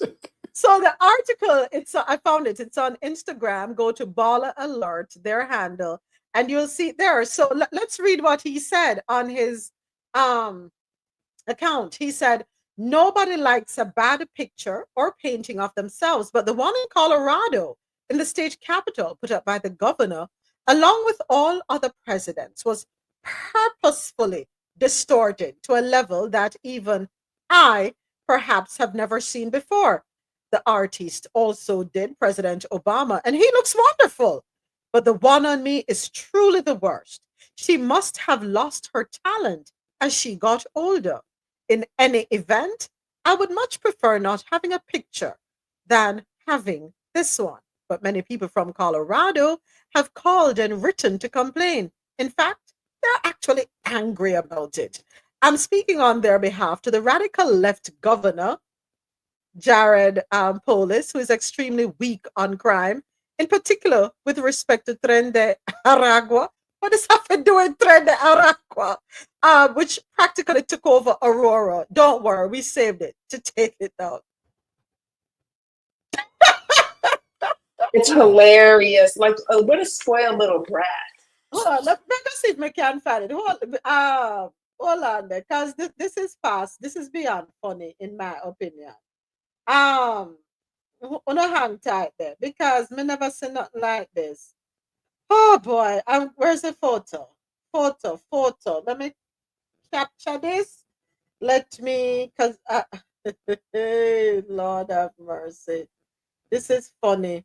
Did we lose her? No, I mean, oh, so No, I you think she can't hear paused. me. She paused the live. So I can hear you, but you can't hear. That's interesting. I can hear you all, but you couldn't hear me. I know you're talking like a.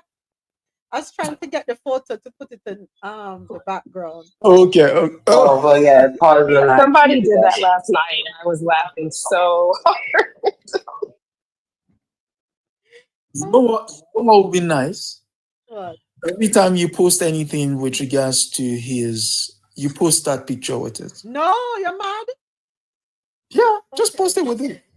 So if you go on YouTube, if you go on what's it called? If you go on Facebook, go on Instagram, just make that picture go viral.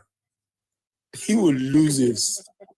You're mad. Oh, it has gone viral. It has gone viral. Mm-hmm. But I think it looks better than the mugshot that he used for to put up in the hallway in the White House. I think this looks better. This looks more. Let me ask you a question. If that was like a picture of a child or like a school, what was the first word, adjective that would come to mind? That's why it looks like. I can't say. I have to be nice. Well, since we're talking about him, we might as well head on over to the one that Dr. Keisha sent over, which Tiger Woods and Vanessa Trump. Wait, where's Sharon? Sharon, come back.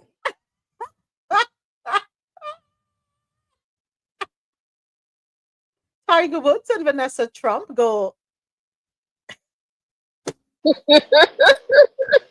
Instagram official. This boy will not learn. But anyway, On Sunday, the golf legend posted to he okay, and here don't misconstrue what I'm saying. Instead of trying blondes, and she's not a natural blonde either. No, that's a dyed hair because the roots are, I don't know if it's black or brown. Not sure what her natural color is. She's not a natural blonde, but he seems to have a thing for blondes. Try a brunette. Try a redhead. Try a black woman. You beat me. You beat me. Oh my God. You took the words out of my mouth. You took the words out of my mouth. He will combust. Because we have all those hair colors. No, he will combust. Sharon, I got one of each in my closet. Which one does he want? I was trying to be nice. I don't have no behavior. I don't have no behavior whatsoever. He doesn't play your kind of golf. He plays with white balls. Sorry. Hey, one man got to take up different color balls to play with. So Ozzy said, leave that Caucasian man alone. Exactly, Ozzy. Why are you hating on him? The man has a type. Him like what him like. I'm just suggesting. What did you started it? White balls. You see, Soldier, you see when people start problems and then people piggyback off of it and then we get in trouble and the person who started it is innocent. This is a perfect I'm example. honoring my father today. He would have been 92 years old today, Russell. Yes, So I know that. This is what he would do, so I'm honoring him today. Let's do it. Let it begin. Let you know what to begin. I'm here for Nice golf club, nice hats. Exactly. But you can't tee off a black ball. Because you're not going to see it. You need to be able to see it. You need to be able to see it when you exactly. You need to be able to see the ball in the air going through. You need to be able to see it when it lands, a couple 100 feet away to make sure. And sometimes it might land in the bushes. Right, you need to be able to see it.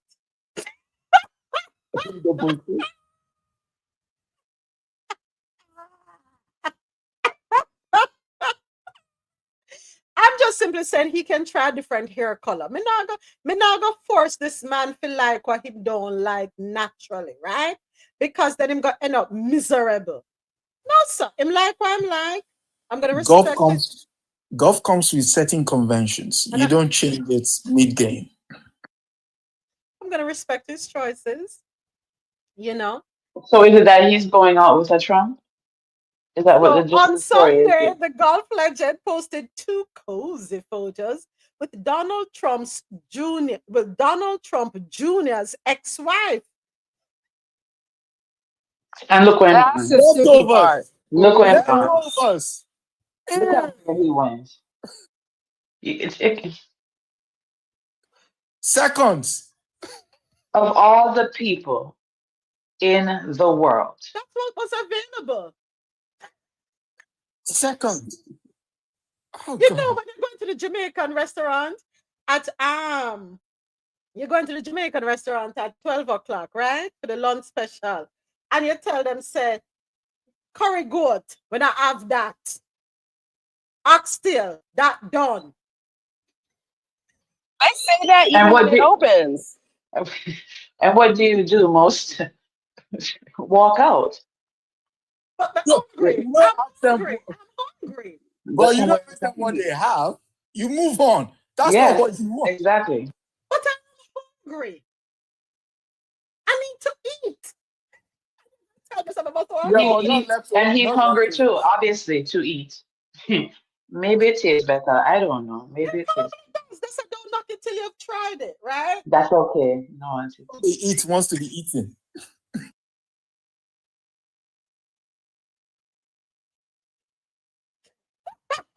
It seems as though the pickings in Palm Beach County are slim. Some leftovers should not be recycled. Where's the dog food? No reason to say that. So that's what you said. He has Dr. Keisha raisins. He's gonna start having raisins in his potato salad if he doesn't stop. To Dr. Keisha's point. Rosolo, read between the lines. Shoes are different. I know what she's saying. Shoes are different hue, friend.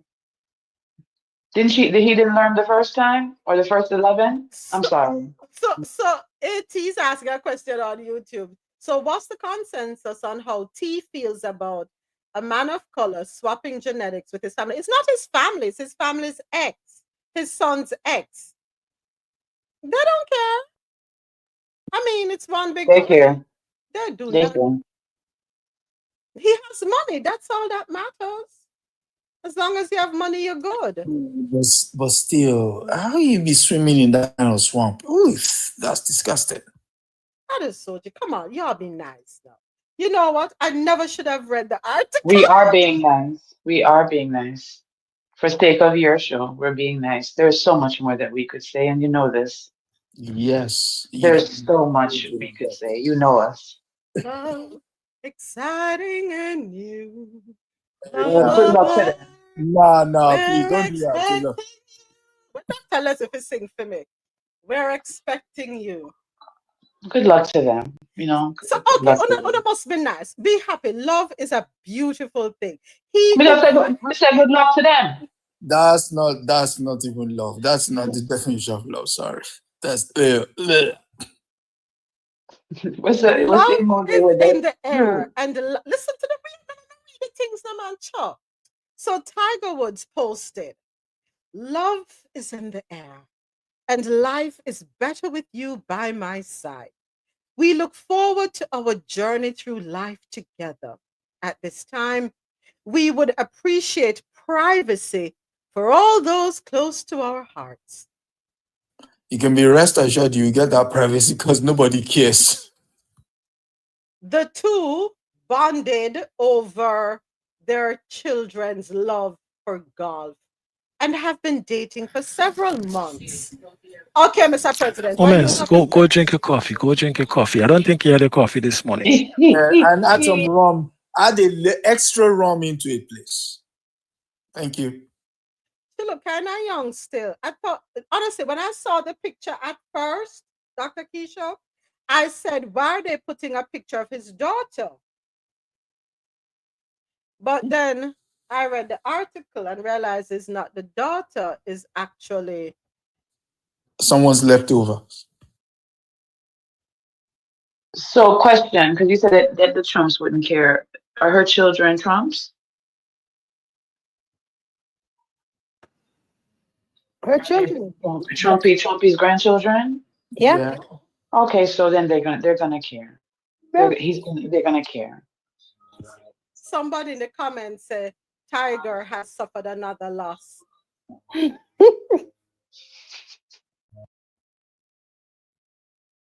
I mean, he's losing his hair.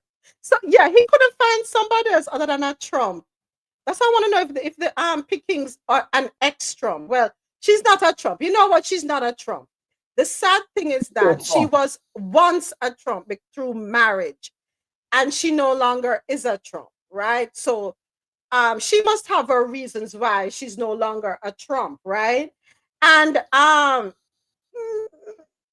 are we using their fat to fry her? She probably made a poor judgment call. She realized it and she's moving in a different direction. There's a reason why animals rub off against the tree. They mark their territory. This territory has been marked. Which tree? The one he crashed into when he was escaping his This tree he's standing next to is clearly marked. I don't think she'll ever go back. You know what they say. It's not a question of going back. It's a question of, brother, why has it come to this? Of all the Jamaican handies you could have. Okay, for me, I think my issue is that. Oh, you come to Nigeria, I can find. Oh my God, sisters. Remember, no, he in free for choose and watches. My thing is, are the pickings that slim in Palm Beach that he had to go into that camp to retrieve a leftover? That is my issue. Ooh, is he messy? Ooh. That good question. I mean, everybody is somebody's leftover. Let's do that first. Everyone is someone No, who is over. there are leftovers and there are leftovers. Some left over, you This get dash is way. Yeah. exactly. Some left with you throw in the garbage. You just look at it, nah, I'm good. Or you add to the dog food and turn it into cornmeal. Maybe he should have done that with this particular leftover. Add it to dog food. What if she's the best thing that could ever happen to him? Then more power to him. Happy for the both of them. I'm trying to look at the silver line. Maybe the hairline will grow back. Maybe he will. Look at the shade. Even She talks about us. even what the best thing should not be used in the same sentence with a Trump. Oh boy. Tiger, do your thing, yeah, boy. Just make sure it work out this time. Don't disappoint us, Tiger. Tiger, as they say, thoughts and prayers. Indeed, thoughts and prayers.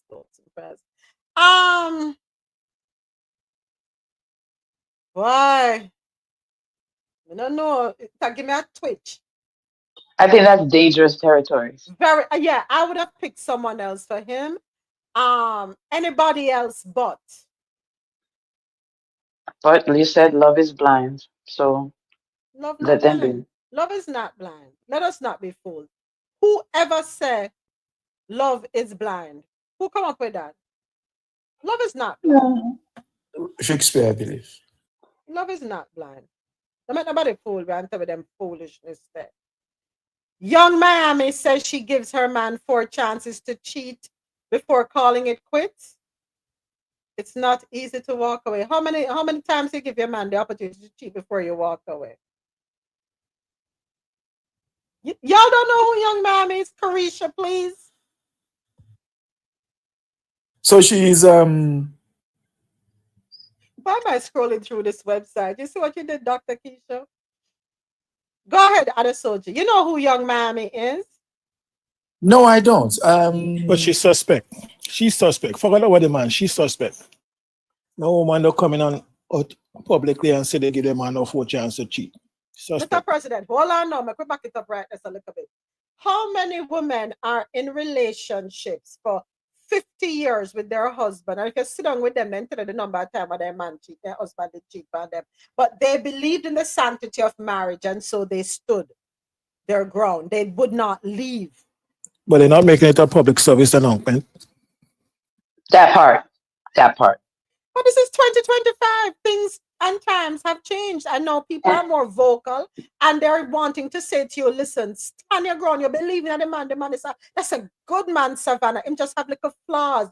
Stay there and make the people them know, say, listen, it's my man and you cannot take the man from me. What if that is what he Only gonna do? for a He gonna do a night. countdown? Only for a He gonna do a night. countdown? 3, 4, 2. Okay, I have 1 more to go. And how is she gonna know to keep count? He's gonna tell her every time? Gets permission? Are we really gonna take her seriously? Adesoji, she's the last, not the last one, but she was in a relationship with Diddy. That relationship was once because he was only there for money. You know, he bought her a Bentley truck and Ray, and all of them foolishness there. Woman, that clickbait. Don't care. That story is just clickbait. She gets some publicity again.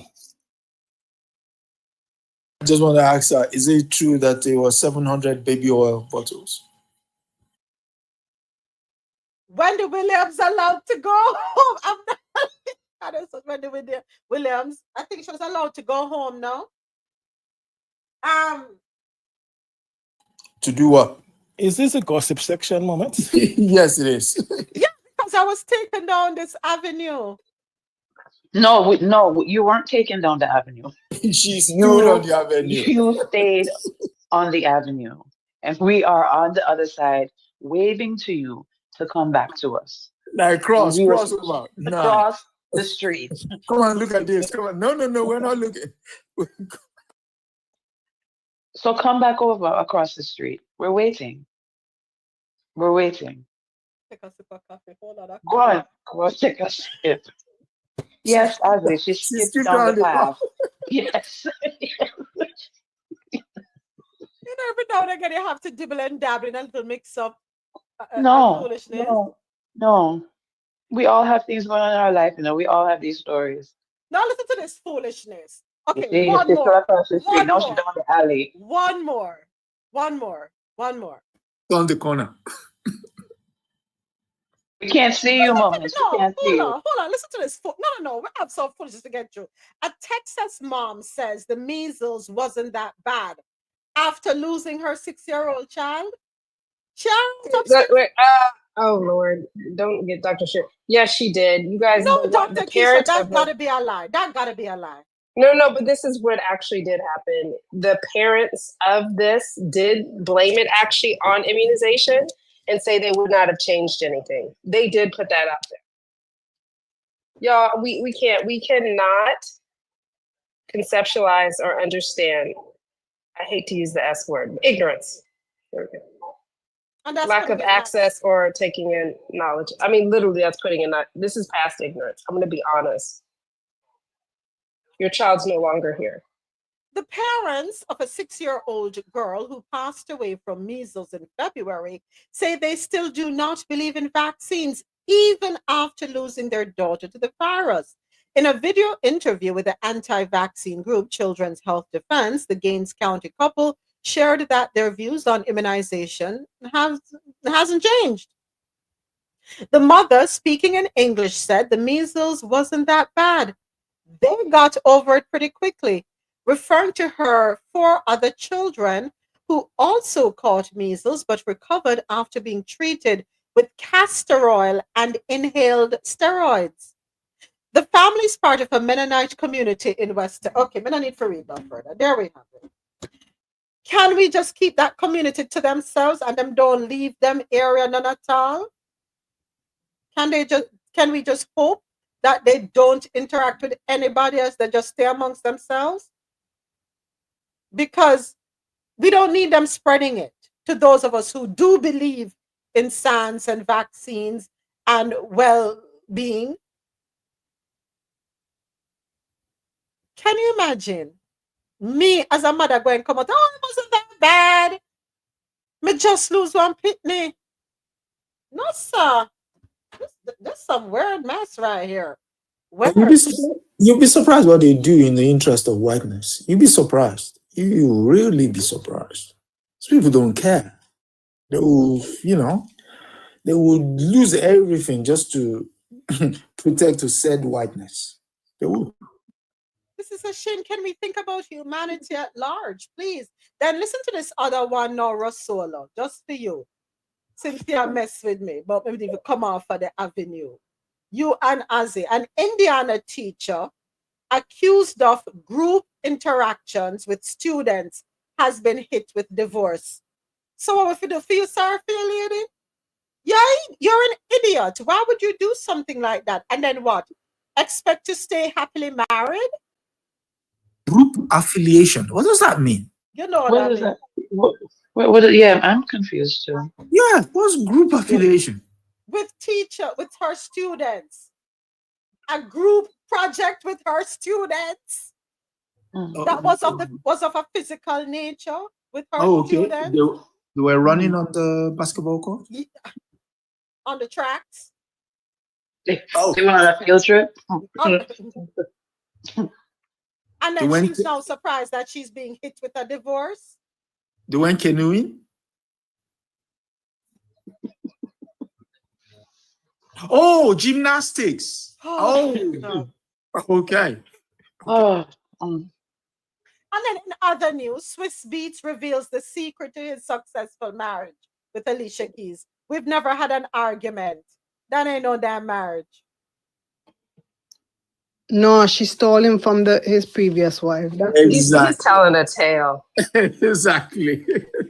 We have arguments all the time. 22 years going on. I mean, who live with someone who you're gonna agree with every single time? Why lie though? Is she okay? How about that? Blink twice. Karen, that means he's not coming. That means he's not. No, that means he's not admitting. Like that's just wrong. Maybe his idea of an argument means like yelling and throwing stuff. Maybe they don't get to that level. That's maybe what he means. But he's lying if he's saying they don't have disagreements. I aspire for that kind of marriage. No argument. Not me. It doesn't exist. My husband probably aspiring for that kind of marriage. I was just going to Well, maybe say, it's a because beta. not you. It's not him in your situation. I'm sorry. Go ahead. Sharon. I'm glad you Dr. Maybe corrected. there's a Sharon, go ahead. beta. The president, you're glad I did what? Made the correction. Your husband would be Yes, happy for that type exactly. of marriage. Yes, Exactly. yeah, I heard that. Yeah, thank you for the correction. Take down, but Because he does not argue. Poor thing. And if they are in an argument, he doesn't get a word in, so he might as well not open his mouth anyway. So I don't know what she's saying right now. I don't understand. No, I can understand if he's saying, to Dr. Sharon's point, or Dr. Keisha, I don't remember who said that, maybe they don't yell and, they're not belligerent, they're not disrespectful with one another. But to say that you don't have a disagreement, I think he just needs to put some clarity on that, because that's not true. So let's That's read not the true. article and hear what it say, Arasola, because the headline have me lost. So Swiss Beats and Alicia Keys have a nearly perfect relationship as they approach their 15th wedding anniversary.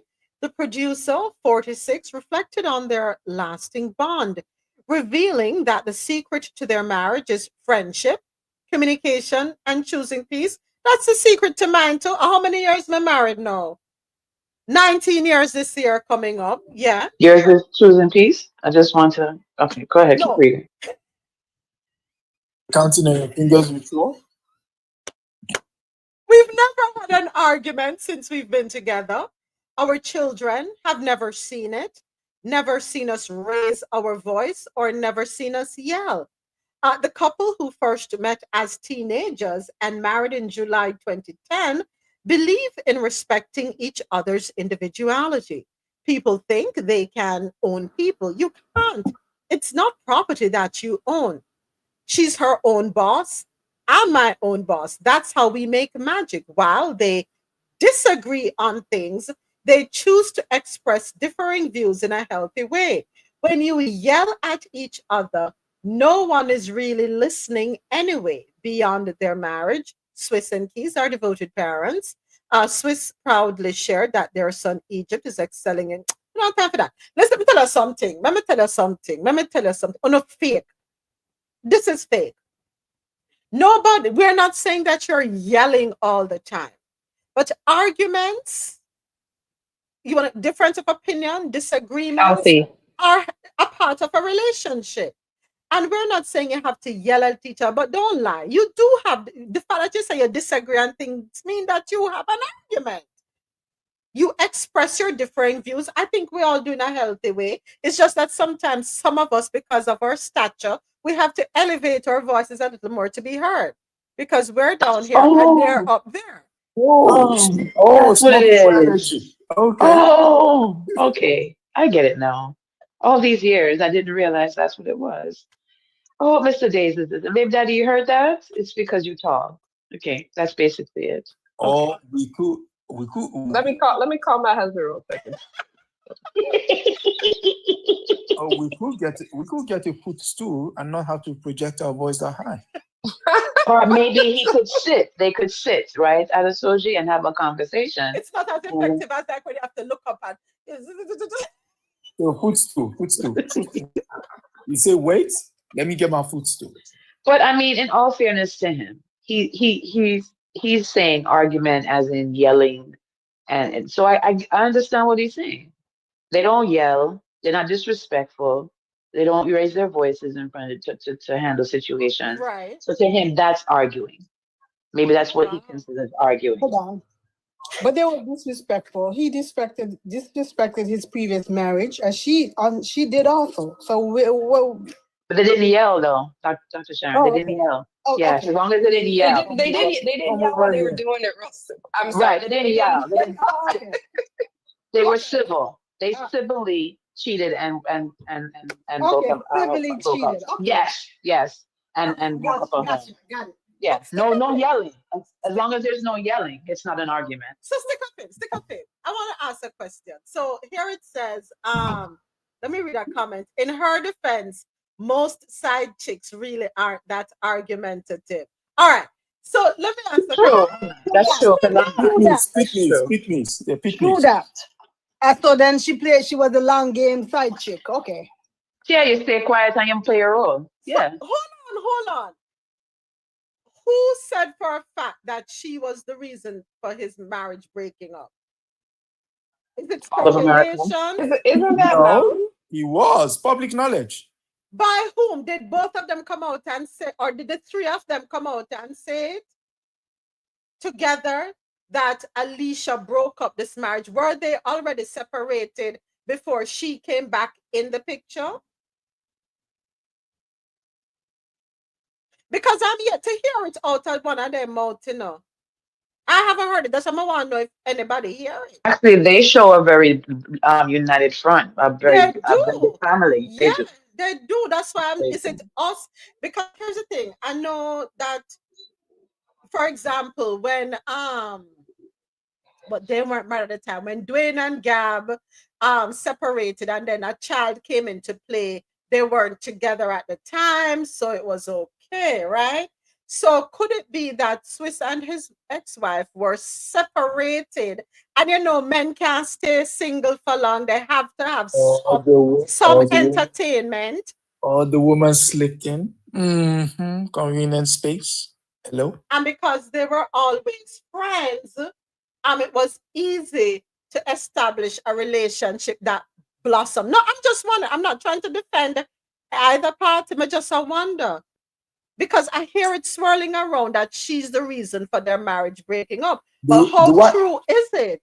His ex-wife did say it. The lady who was on YouTube, you know, spilling her guts a couple of months ago, what's her name? Jaguar Wright. She also mentioned it. So. Somebody. Where is Jaguar? Jaguar, right? Because we haven't seen her in a minute. Haven't seen her in a minute. All that. She's around. She's just been placed under an injunction. Coming from the J to the Z? Coming from Yeah. Mr. Carson. So somebody put in the chat, never had an argument in my behind, almost 20 years in, and I want to fight this man every day. Well, that's not an argument you want to fight. It's different. It's different. What? Y'all don't understand the difference between disagreement versus arguing. You can have opposing views without yelling and cursing. Arguing doesn't necessarily mean you're yelling and cursing either. What's wrong with these people? You could kiss your teeth. They just want to portray that they're perfect when they're not. They're not perfect. They're not perfect. They're far from it. And I don't like the foolishness. Stop painting. Easy raised a point there. They hardly spend that much time together. So the idea of them even having that kind of rancor would be different. It would be difficult. The kids, who is taking care of the kids? They've got nannies, they've got helps. Who is cooking for them? They've got cooks. So what are they going to be arguing over? Who sleeps on which side of the bed? Come on, people. Or move over some more. I'm falling off. In other news, Trump. Or maybe we should do like Cheryl Lee Ralph. I have my home, he has his home. I have my job, he has his job, and I am me. Listen, Trump, what I don't want them to do is set, what's the word I'm looking for? Oh my gosh, it just hit me. I don't want them to set these unrealistic expectations where people now will get into a relationship. There is some disagreement, differences of opinion, and then they're like, "Oh my God, this is not what Alicia and Swiss said. They said the relationship is supposed to be perfect. What do we do now?" Do not set unrealistic expectations. First of all, the relationship can never be perfect when it started based on infidelity. So take that out of the picture. No, but for real. Right? So perfection was out the window from the beginning. How about it started on lies and deceit and cheating? How about that? Let's start right there.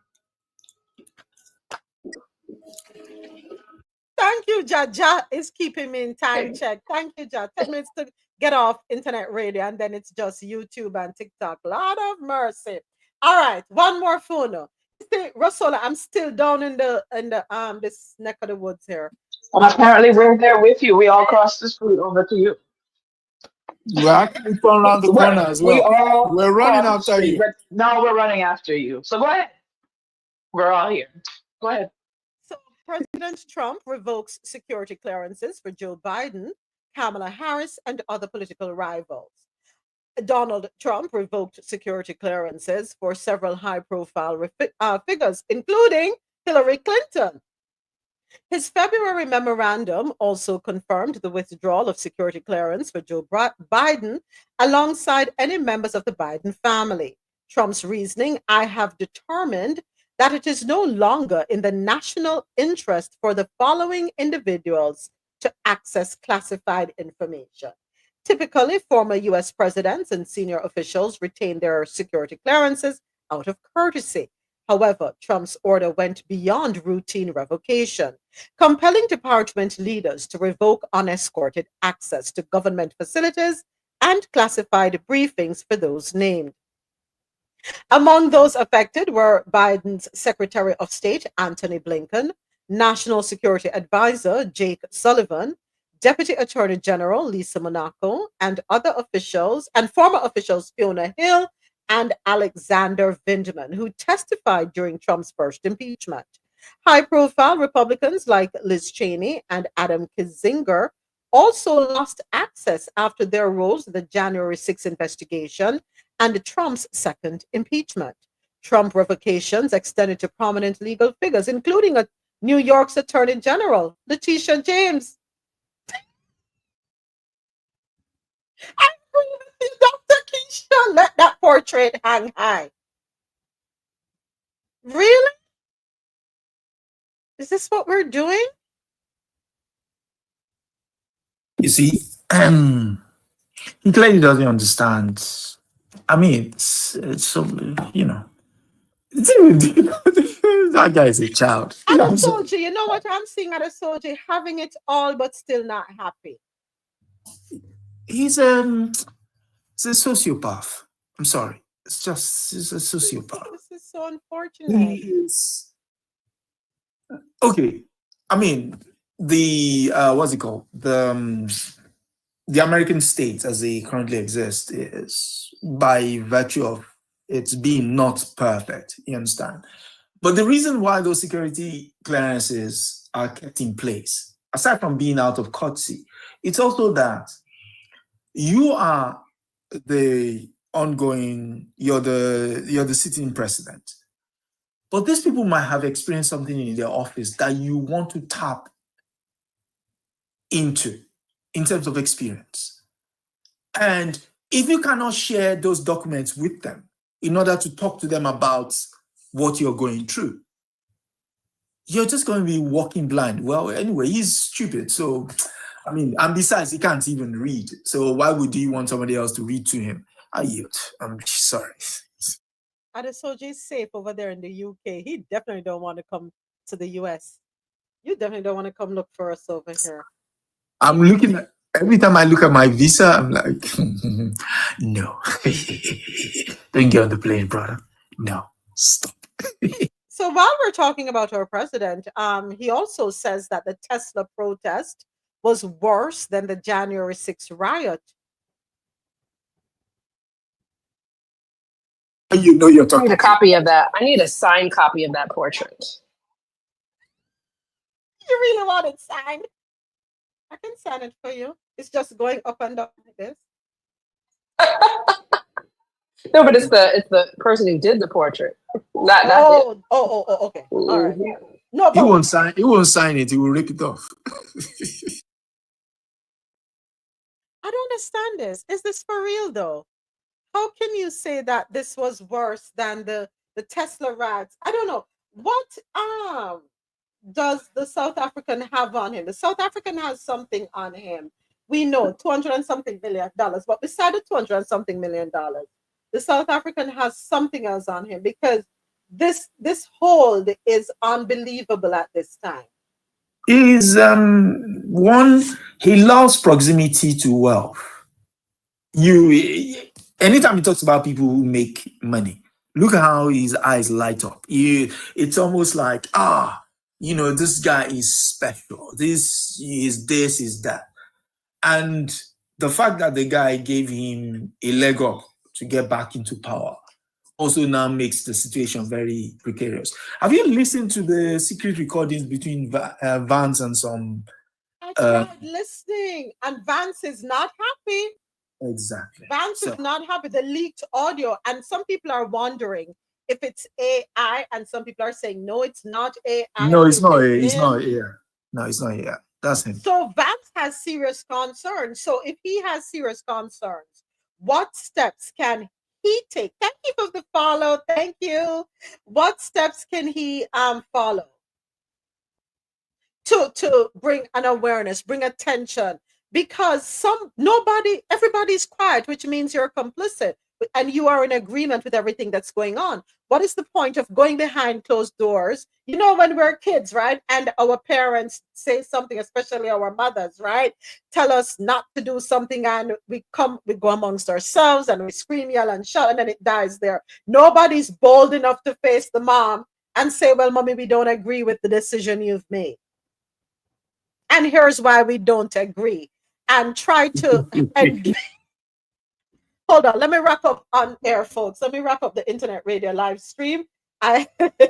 Jasu sent me a time check again, which I always appreciate, because Lord knows sometimes I get carried away. But tomorrow's what? Tuesday. Yeah, tomorrow's Tuesday. Gotta say thank you to everyone listening on QMZRadio.com. For quality music while you work or play, keep it logged on to www.QMZRadio.com for that good music to get you through your day. Thank you to everyone listening on JanoRadio.com, your non-stop party vibe station. Download the Jano Radio app. It's available in your Apple and Google Play stores. Jano Radio, take us on the go. And thank you to our listeners on madmusichouse.com. Any genre, anytime. We will be back with you tomorrow morning, 9 a.m. Eastern. Yes, tomorrow morning, it's back to regular programming. So tomorrow morning, 9 o'clock, we reconvene. Have yourselves a wonderful rest of the day. And I invite you to join us either on YouTube or TikTok. Just look for Coffee and Joe. And this is where the live stream comes to an end.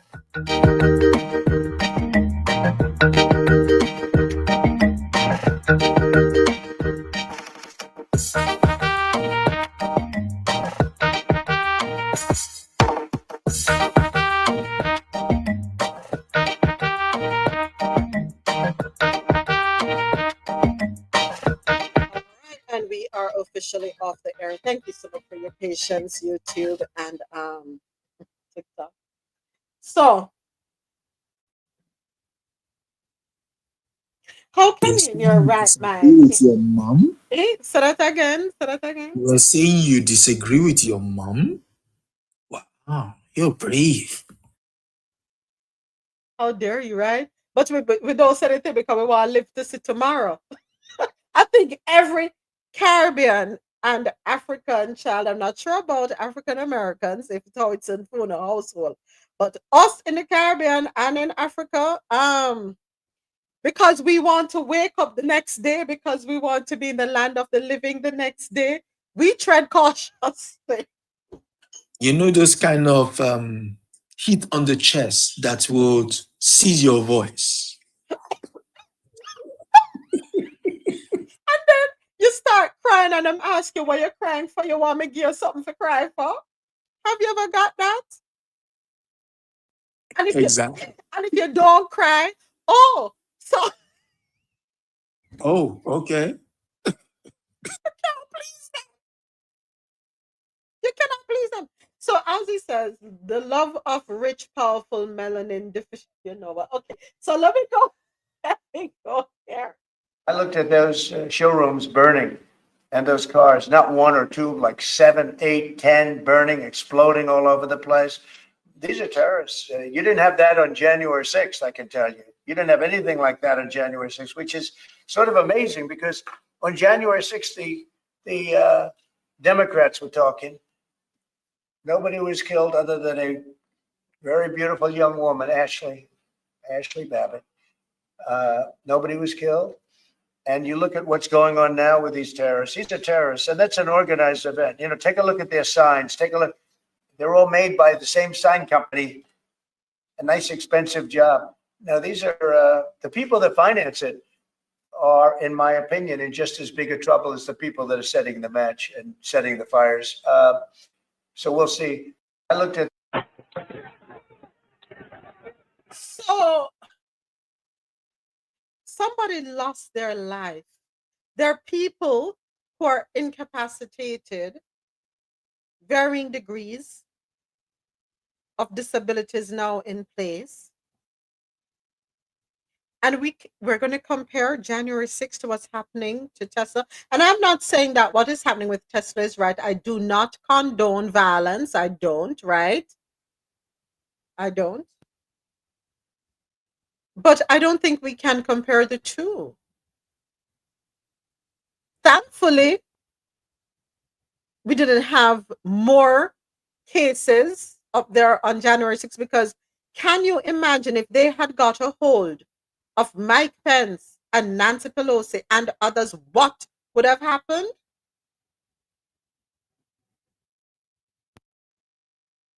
Can we imagine?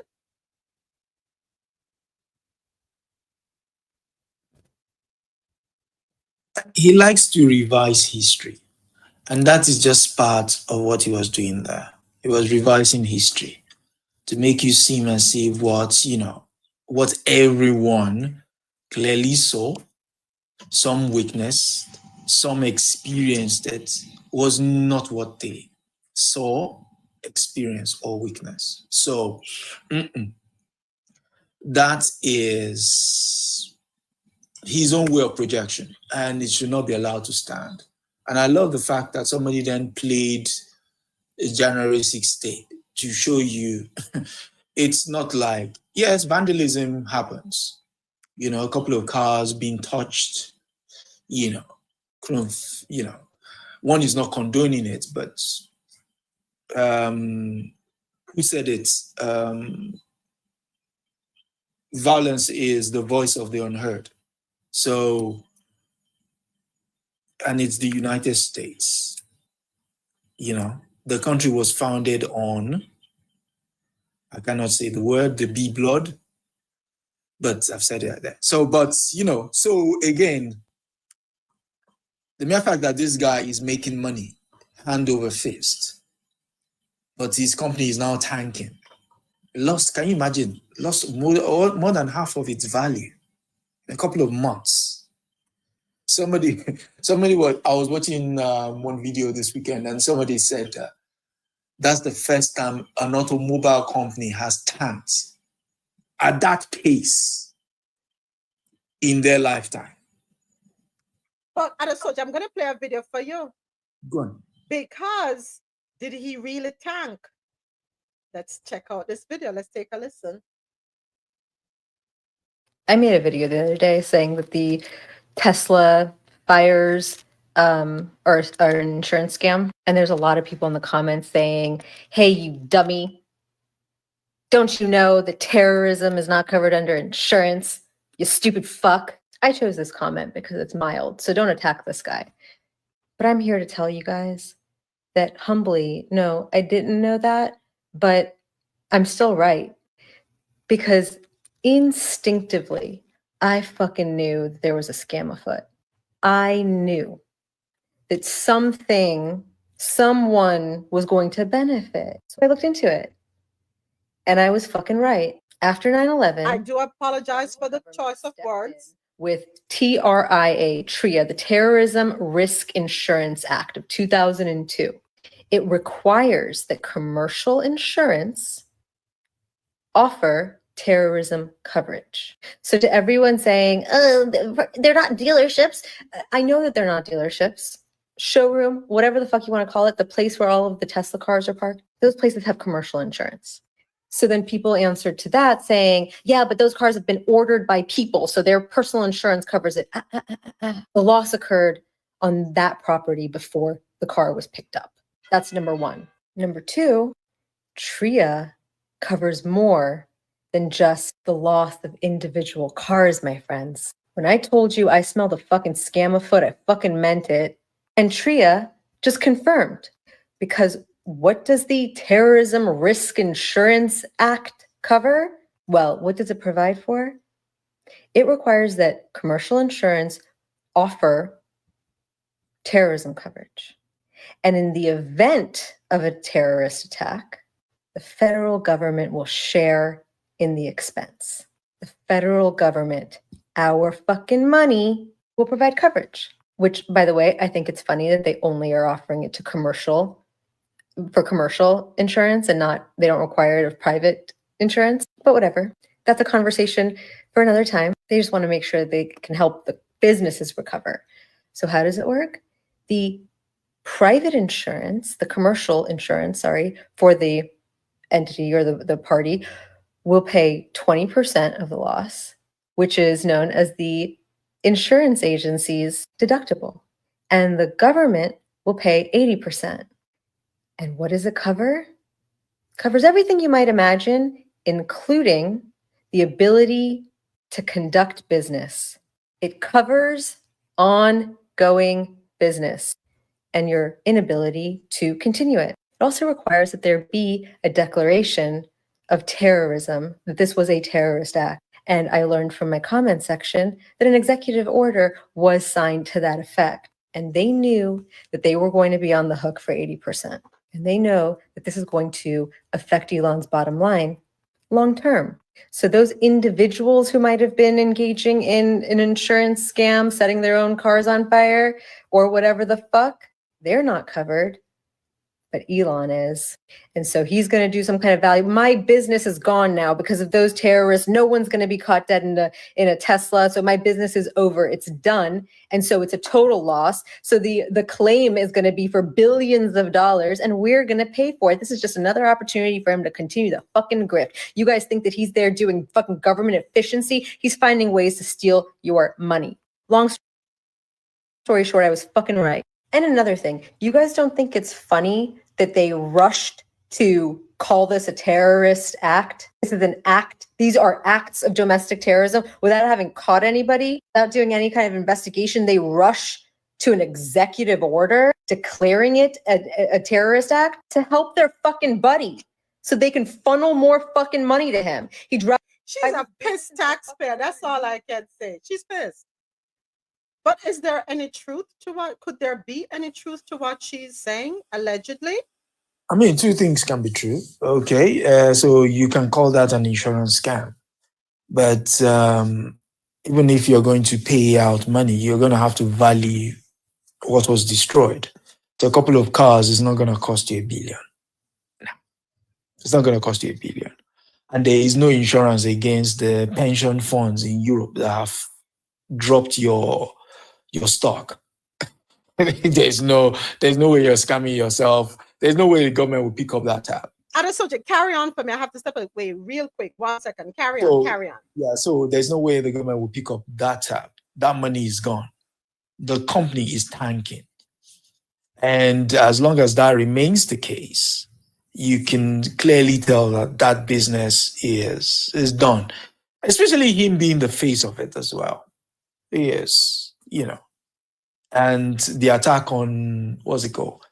The denial of service attack on X, again, compounds the idea that he is the main target of all this so-called activities against these companies. So, you can be rest assured, yeah, you could get money for a couple of cars burnt, but you're not going to get the value of your stock back, so. It's just a huge TikToker getting overexcited. I mean, there's nothing wrong with that, but you also have to paint a more realistic picture. Yes, you're right, but to a large extent, you're not.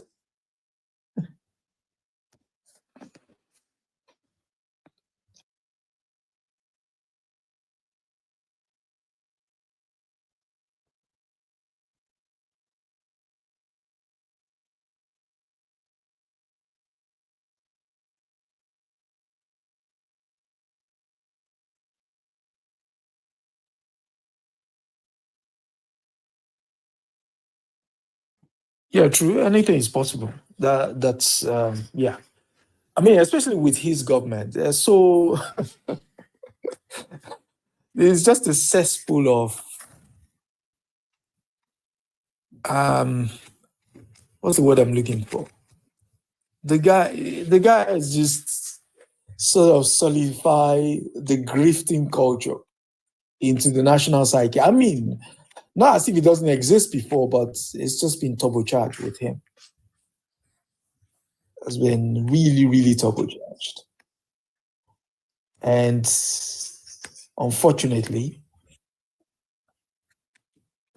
it's been solidified with the fact that you have a government has been put in place to, codify the idea of grifting. So yeah. By the way, that was an attorney, and she's in Florida. The one who was going off. Yeah, she's an attorney in Florida. And she was dropping the F-bomb like that. I'd love to hear her in court. I would just sit in court just to listen to her. Really, but she won't be able to use such language, Your Honor. No, but she's very emphatic and very passionate, and she's passionate, as he says, passionate. Passionate, very passionate. Come on. At the same time, you also have to be much more realistic that you're dealing in uncertain terms. I mean, we on this side of the world, we're sitting watching. Every time we turn on our TV, our computers, we're just regaled with the latest dose of madness as the United States. We are all saying it's the rest of the world that's mad. By the way, Adesoji, this is what is concerning to me, as we're, it's the possibility that Doge or ICE will have access to IRS. Let's take a listen to this. Let's take a listen to this one. We have some major breaking news right now. The IRS is on the verge of a critical deal with the Department of Homeland Security to give ICE agents access to taxpayer data of undocumented migrants. This would be a betrayal of more than 3 decades of the federal government telling undocumented migrants that they have to file taxes. Essentially, even though whether you are documented or undocumented, you have to file taxes, you have to pay taxes in America. Many undocumented immigrants pay taxes on time just like every other American. And IRS taxpayer data is confidential. Leaking it is subject to criminal or civil penalties. And undocumented migrants pay these taxes with the understanding that the IRS won't use that information to then go and deport them. Well, according to the Washington Post, that could change imminently. And what was the figure that we quoted per articles that were highlighted in the news outlets for 2023 alone? And we know 2024's figure is significantly higher. But for 2023, how much did the undocumented community via ITIN, paying their taxes, contribute to the U.S. economy? Moments.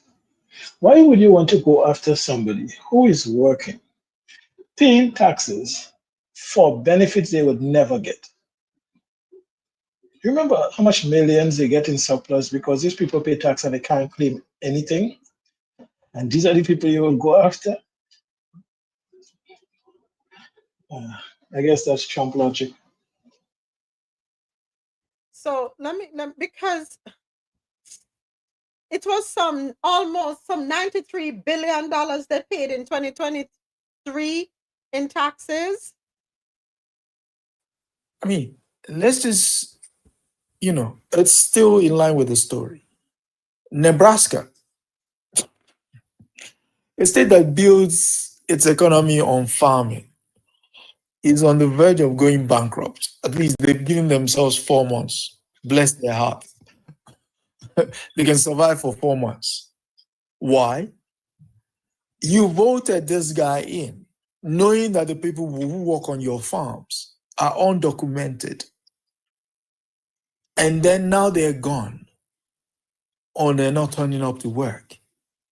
At least not, they've decided to, shift. What's going to happen? You basically, I don't understand how that place works. I'm sorry. It's reverse logic. I yield. All right. So in 2022, they contributed $96.7 billion into the US economy in taxes. How many gold cards will we have to sell to come up with the 96.7 billion that we were able to gain in 2022? Word on the street is 1,000 gold cards have been sold. I don't know how true that is, but that's the word on the street. Yeah, but even if you said gold card, the reason why they're gold cards in the first place is they don't pay taxes wherever it is they're coming from. So if you think they're coming into the United States to come and pay the taxes, they're not paying where they came from. If you believe that, I have a bridge for you to sell in the middle of Manhattan. Well, in 2023, Adesoji, undocumented immigrants are essential contributors to the economy. In 2023, they paid $89.8 billion in federal, state, and local taxes. But guess what? They spent $299 billion.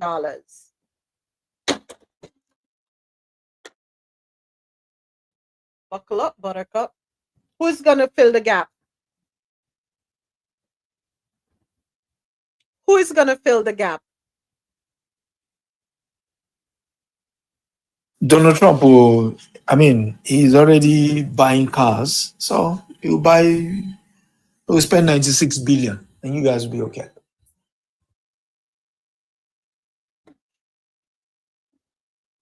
$299 billion is what they spent in 2023.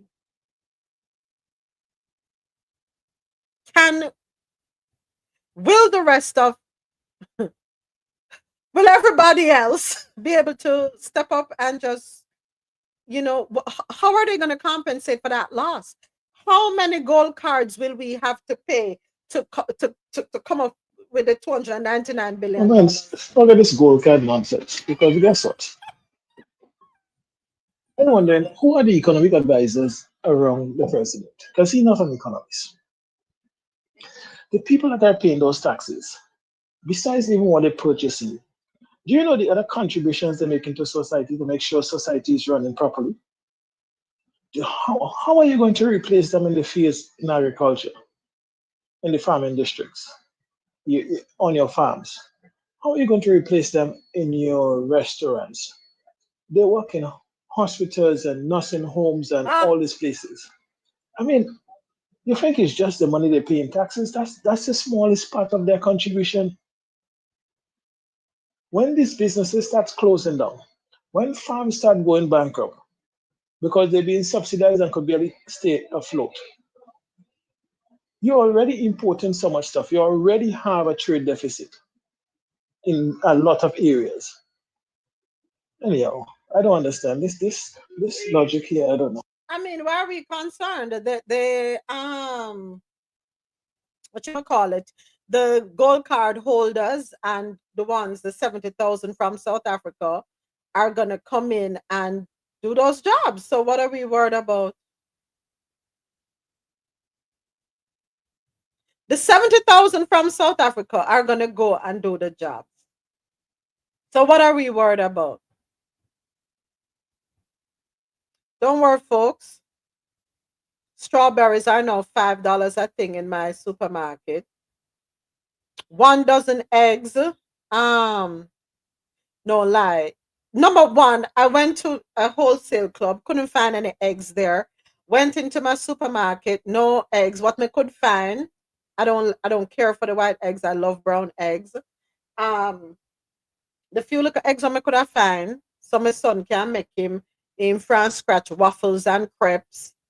A tray, which is like the cheapest white egg, was $15.79. Half a dozen eggs, $5. Just 6 eggs for $5. Rasola, you start the egg trade business, yeah? What hole you in? Oh, you're busy trading eggs right now. I got it. Yeah, I'm trading eggs, something like that. Running out of brown eggs, though. Running out of brown eggs.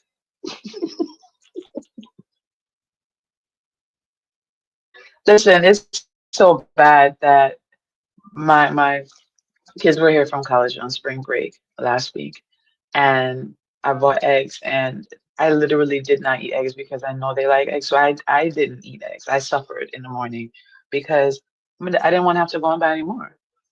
That's not something I'm not stopping them from eating, but to the point where I can't even enjoy my morning hard boiled egg or anything because I'm scared I don't want to run out of eggs. Well, I have to go and purchase a dozen for $15.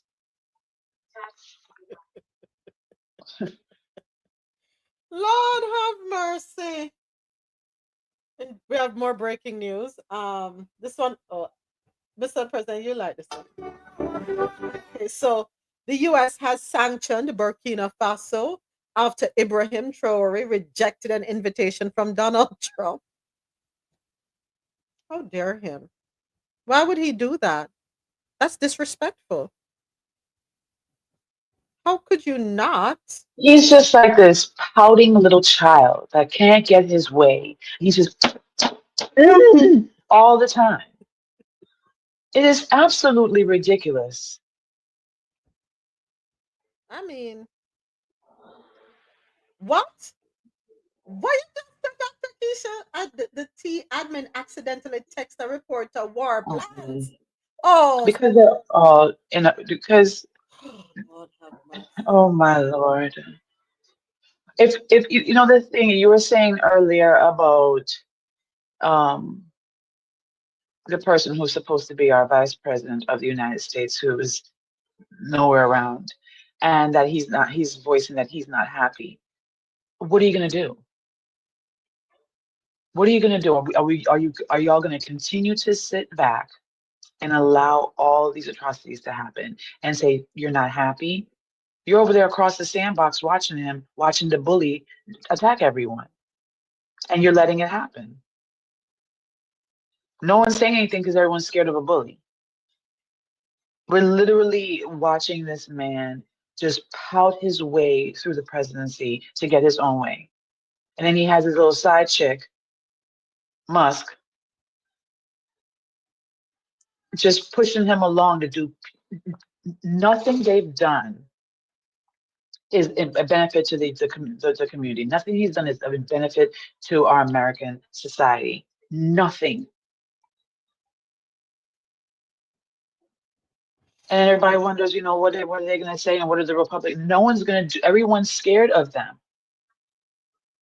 They have power because they have the money. Musk has the money, he has the power, and everyone is scared to say anything. Like, I'm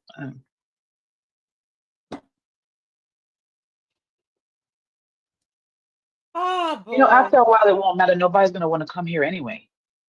Well, a lot of people. So, how is this going to pan out for the Are we still holding the Olympics and the World Cup? Are we still doing that?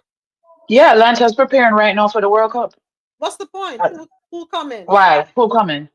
Because Who are wants to be people here? gonna feel safe coming? Because here's the thing: I wouldn't want to know that as a foreigner, I spend thousands of dollars.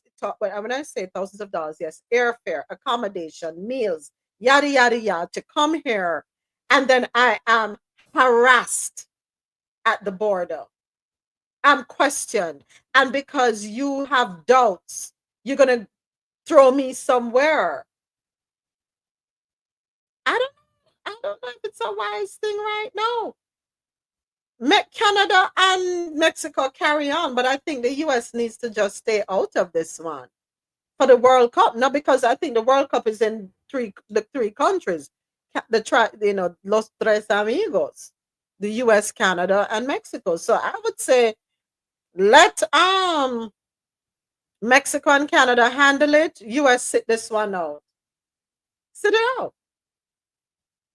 World Cup, sit it out. Give it to some. Where's the World Cup supposed to be this year? Is California? I mean, California. The next, no, not World Cup. Sorry. Olympics is California. No, I saw. I said sit it out because let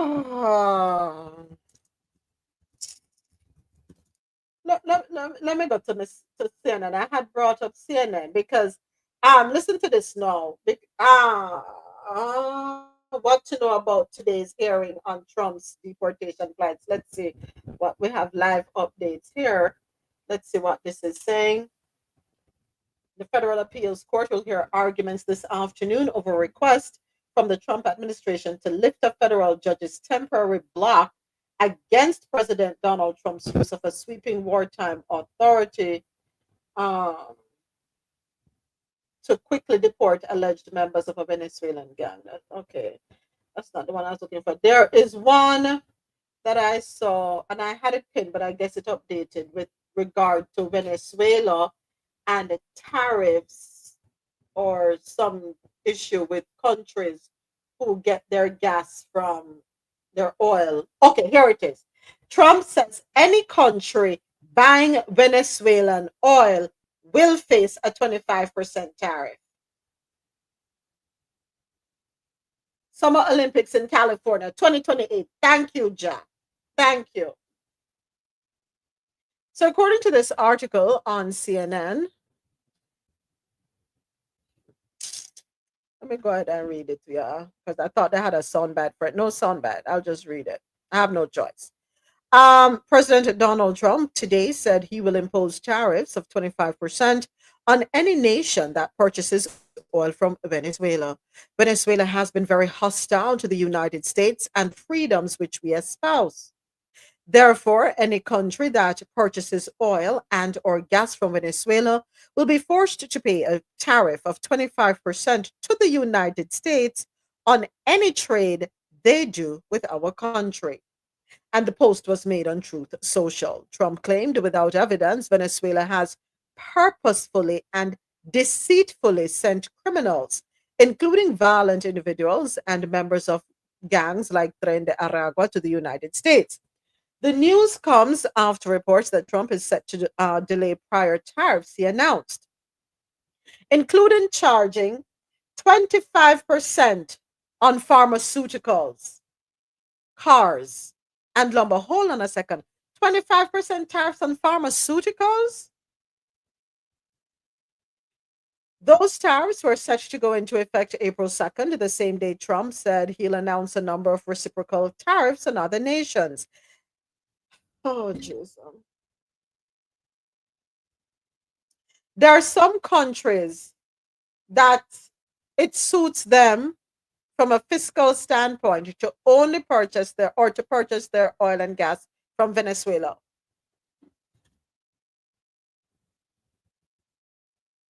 Are we telling other countries no?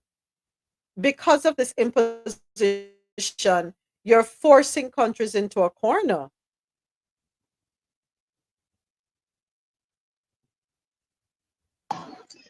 The US government, current US government, don't understand how the world is now. The dynamics of the world has shifted drastically over the years. We now have actual competition in a lot of areas. So it's no longer you could just bully people and tell them you have to do this and you have to do that. And yes, that power will go to an extent. But when you're going after everybody going to start teaming up and say, listen, you don't have to listen to this guy. If you're just trying to bully everyone, other people want to say, let's come together and do what is best for us. And the more people start to do that, the worse for you. And you're losing your position drastically internationally based on these policies. When you could go to China and these places and get your loans and make your arrangements with nobody hassling you, why would you want to come with all these stringent conditions that is detrimental to you and your people and your economies? I don't understand that. I don't even understand what's the end goal here. It's not making sense economically. It's not. I don't even know why it's making sense. At least you could say in some areas that well, it makes sense to do this here, but I'm not seeing any sense. Nothing is making sense, Mr. President. Nothing. Nothing is making sense. There is something that we are all missing. There's something that we are not understanding. And every decision that is made, I am waiting for an explanation, a reasonable, logical explanation so that I can say, oh, okay, I get it. I get it. That makes sense. Yes. But unfortunately, so far, I haven't heard that. Go right ahead, Dr. Sharon. So you will probably just wait till eternity because to me, there's no explanation as to why he's doing what he's doing. I mean, I don't know that he himself fully understands tariff. So I think maybe on his part is even lack of education for him. And no one is bold enough to tell him or explain to him what tariff is and what it actually does to the economy and how it's actually destabilizing the global economy. So it's not just us, right? So it's not just Canada, US, Mexico. Now the EU have tariffs against us. You're going to have tariffs against Venezuela and tariffs against any country who's purchasing oil or gas from Venezuela. Then you started this is a global trade war. It's not just between us, Canada, Mexico, and the EU. It's a global trade war. And what people don't seem to understand is about over 70% of our medical devices, portions of medicines, etc., are imported, right? So your healthcare cost is going to go up. So it's not just purchasing a car. It's not just buying a home.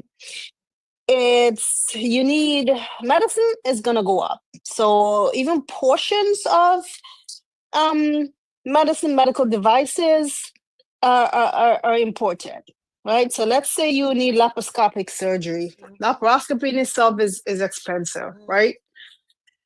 Those parts are foreign, come from foreign countries. So guess what? Your cost is gonna increase. Your insurance company is not gonna pay that cost. The hospital is gonna pass it on to you. So this is a lose-lose situation. Right, but it's really, yeah, and on like so many different levels. So it's not just, okay, my gas is gonna go up. The cost of eggs, the groceries are gonna increase. It's not just that. It's almost like every single thing that we use for daily living is gonna increase. And to me, you can expect that increase to be at least a good 25%. Help us do this. You know what? The thing is, and I want to go back to something Rasola said. What are we doing? What, not us, what are they doing up there? Those who should be the only person, well, she's not the only one, but she's extremely vocal, and now she's being threatened by Pam Bondi. Nobody else is speaking up and being as vocal as she is.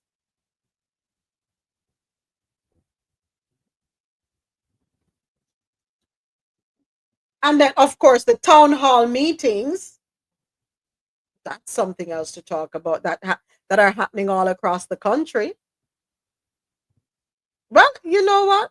The 92% and everybody else don't just have to be just sit still and pay attention. The Americans didn't learn their lesson. Meet the Europeans boycotting US goods. And when them say them do something, And you cannot persuade them to do otherwise.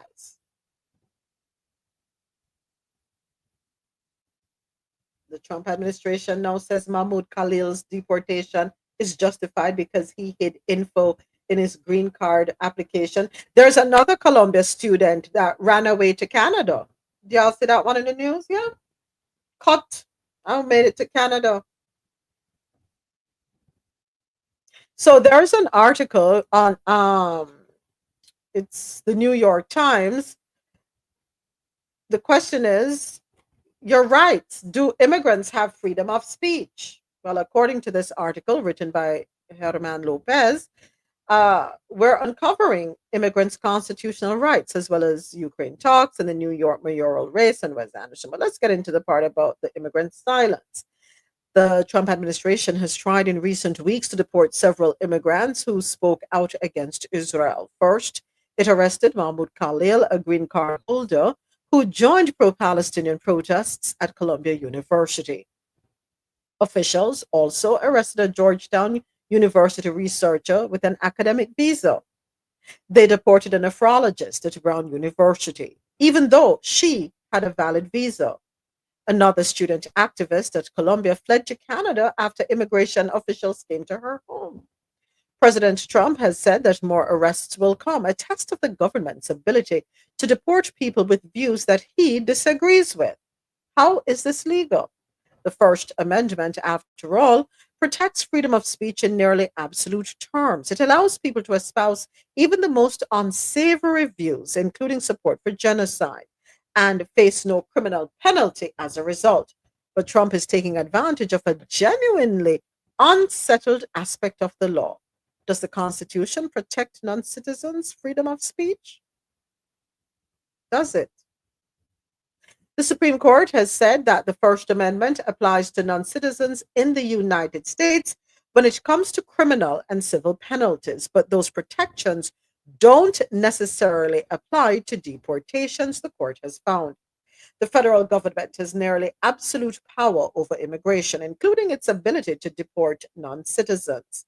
It gets to decide who comes and then stays in this country, potentially at the expense of constitutional rights. In 1952, for example, the Supreme Court ruled that the government could deport immigrants for Communist Party membership without violating the First Amendment. More specifically, administration officials cite a 1952 statute that lets the government deport immigrants, even green card holders, for views that hamper U.S. foreign policy. The administration says that Khalil and others supported Hamas and Hezbollah, designated terrorist groups.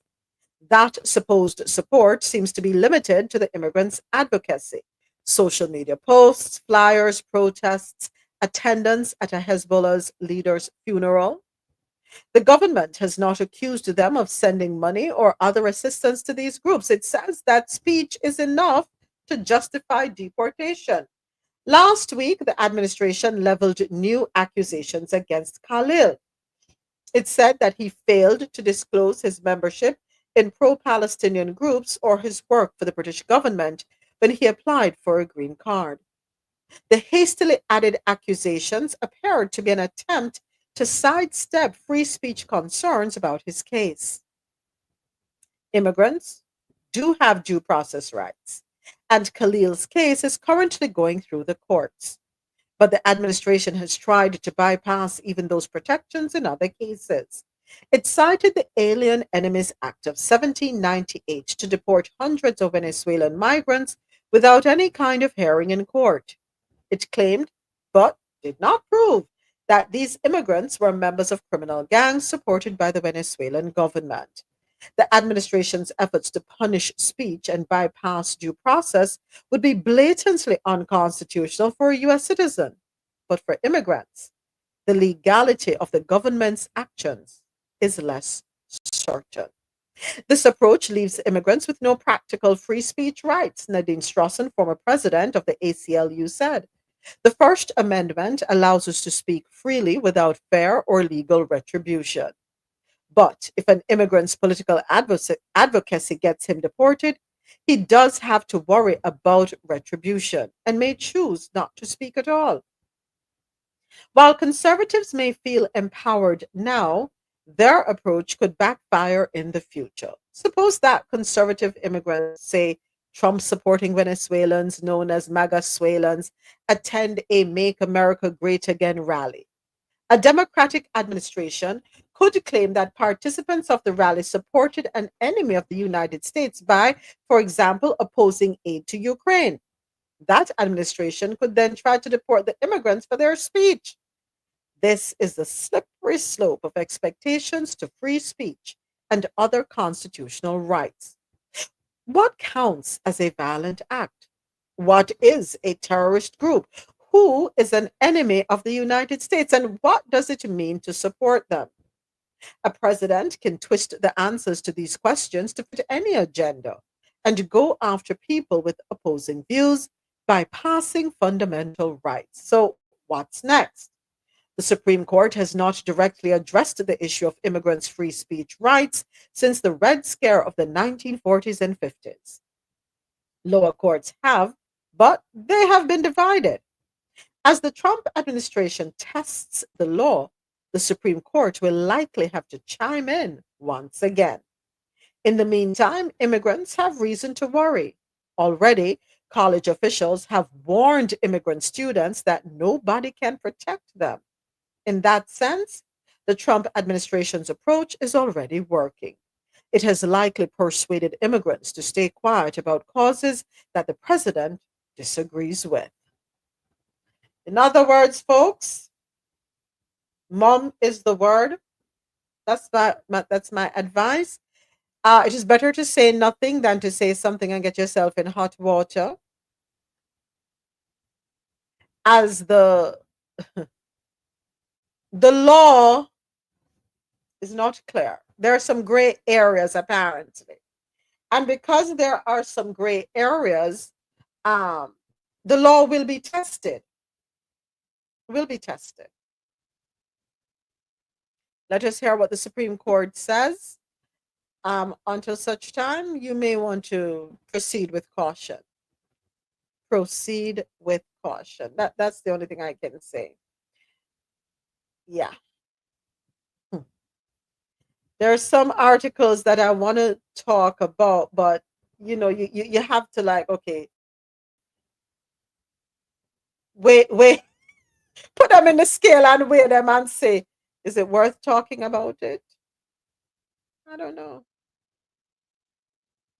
And that's where we are. So, we have to question everything. Every step we take, every move we make, every thought we have. Is it worth it? Vocalizing our thoughts.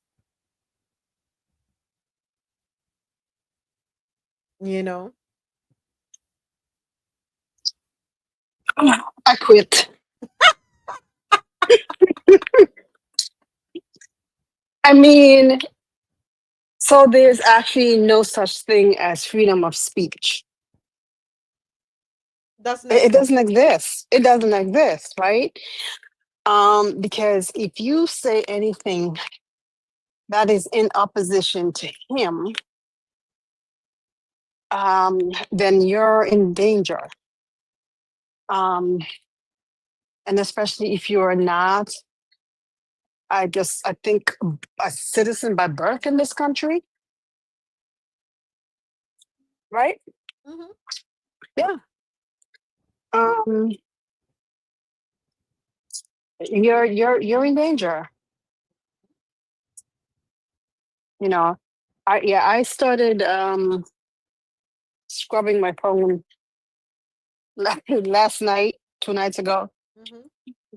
Because it's inevitable. Someone sent you some memes. You collected some memes over the past few years, and so I started going to my phone and getting rid of them because I'm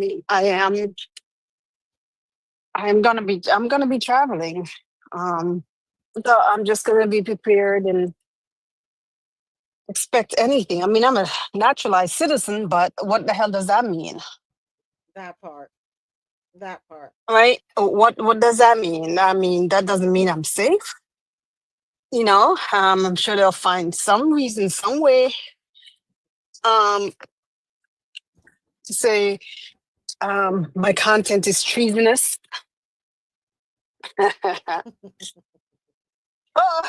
We have to you know, clean up. yeah. So clean up all your phones, your laptops, your computers. Get rid of anything that's anti-orange man, and hopefully, yeah. Yeah, you have to clean up, folks. We have to. This is where common sense has to prevail. Specialized travel phone. The problem is that I do business and I cannot just try. How am I mean, like, how am I gonna? I don't know. I'll think about that, but I just don't know, because it will be hard for me to leave my business phone here as I'm traveling. So I don't have access to my information. I don't have access to my colleagues. I don't have access to my EMR. I have one business. I have a phone for business and one for personal. I do. I don't know. Explore the options. See what Mr. President said. Maybe you can forward the calls. Yeah, we have to find a workaround for this, because I'll figure out something. I will. I don't know. I'll figure it out. sign up for Truth Social.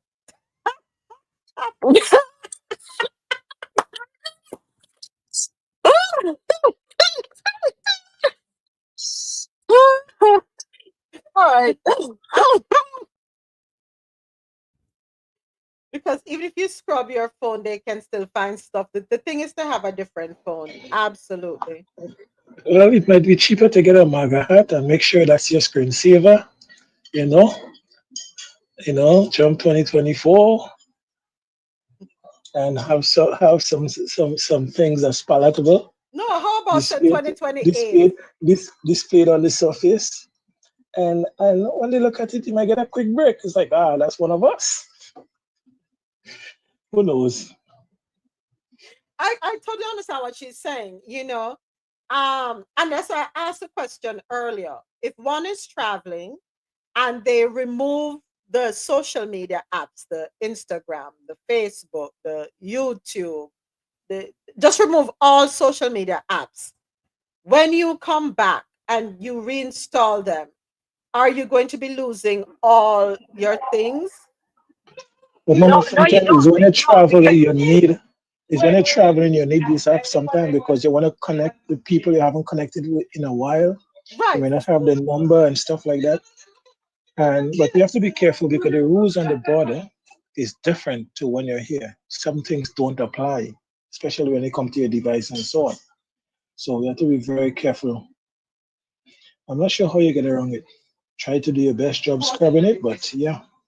So the best thing then, if you can afford to, get another device. And if it's for business, put your business there and keep it moving. Social media, no social media on it. That's the only recommendation I can make. Yeah, but I actually even use social media for business. Right? So, I can always, if I delete the Facebook app without deleting the Facebook account, it doesn't delete the account. You can always reinstall the app, right? With most apps. So that's, okay. But I don't have anything in my phone that could be considered quote unquote treasonous per se. Yes, I had some memes of, those that went around in the internet and stuff like that, and I'll just get rid of those, which is what I started doing. But and even with the whole Palestine, war in Israel, Ukraine, all of that, I have my own personal political stance on all of that, but I've actually never really publicly said anything against any particular side. My concern was the humanitarian issue in Gaza and the unaliving of physicians who lend themselves and their time and their talent to go help, like Doctors Without Borders and stuff like that. But I I was actually very careful, even back then, of making too many public, political stands, either for or against any, any of the war efforts. I mean, I know what's wrong and what's right. Right. But yeah, just yeah, because I know that in itself can be a slippery slope. And I've seen people and physicians online have gone on a slippery slope, on that. So I was careful not to do any of that. So I have nothing of that sort of me that that can be used against me. But yeah, this is not crazy. That I have to take probably my dad's phone. This is crazy. I gotta stop all my naughty pictures too. Okay, anyway, I got me. That's what I said. We got to clean up our pictures because, we might have images where them have to lean them heads so or so. Or, You know what? But I can give them something to look at. You want something to look at? Maybe give you something to look at. we can give them some live and some entertainment, not live. No, we can give them some entertainment, something that distraction. Yeah, we just have to proceed with caution. Definitely have to proceed with caution. And of course, there's anger in Greenland. This is our last story for today. There is anger in Greenland over visits this week by Usha Vance and Mike Waltz. Oops. What's going on over there? I thought Greenland was so peaceful. Anyway, according to TheGuardian.com, Greenland's prime minister has called for the international community to step in after it was announced that Donald Trump's national security advisor and the U.S. second lady will visit the Arctic island, accusing Washington of foreign interference. So why is not she and her husband going? But anyway, man, this is Mike Waltz and Usha Vance are scheduled to arrive in Greenland this week as part of a delegation that will also include the U.S. Energy Secretary, Chris Wright. So I don't know, so what's her position? What's her job? She got a job with them too? All of you in here have a job with me, okay? Mark Waltz and Usha Vance are scheduled to arrive in Greenland this week as part of a delegation that will also include the U.S. Energy Secretary, Chris Wright.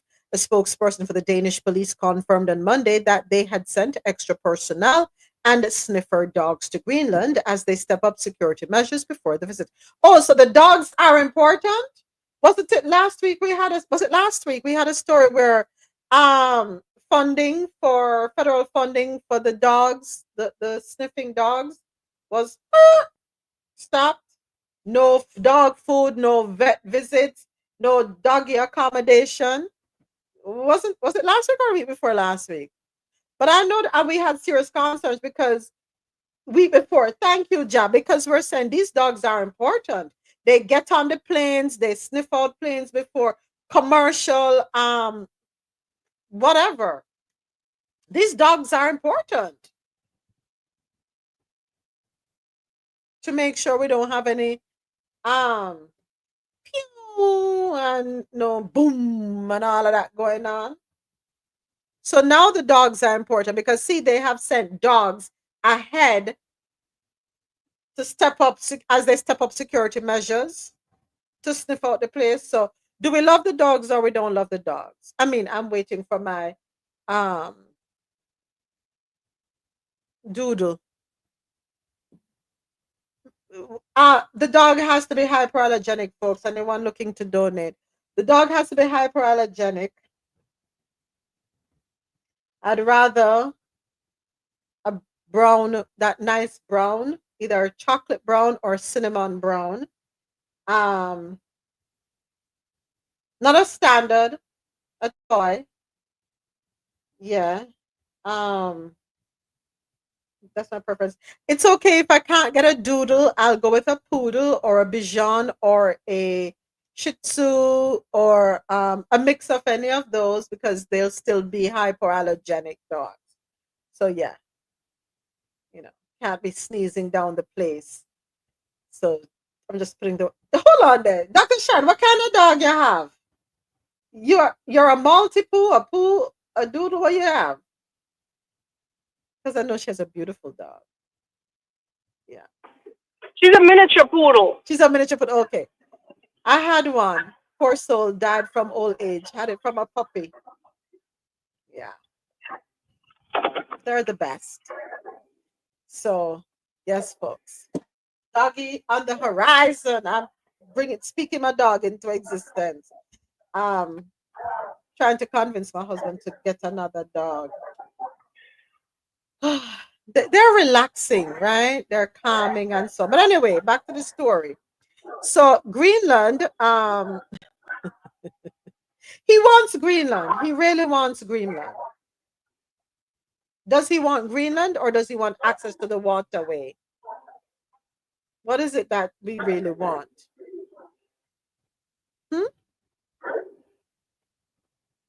Greenland's prime minister is not happy. The residents of Greenland are not happy. Greenland is part of the Kingdom of Denmark, which ruled the island as a colony until 1953 and continues to control its foreign and security policy. All right. Trump told reporters that I think Greenland is going to be something that maybe is in our future. And he continues to double down on that thought one way or another, and has refused to rule out using military or economic force to do so.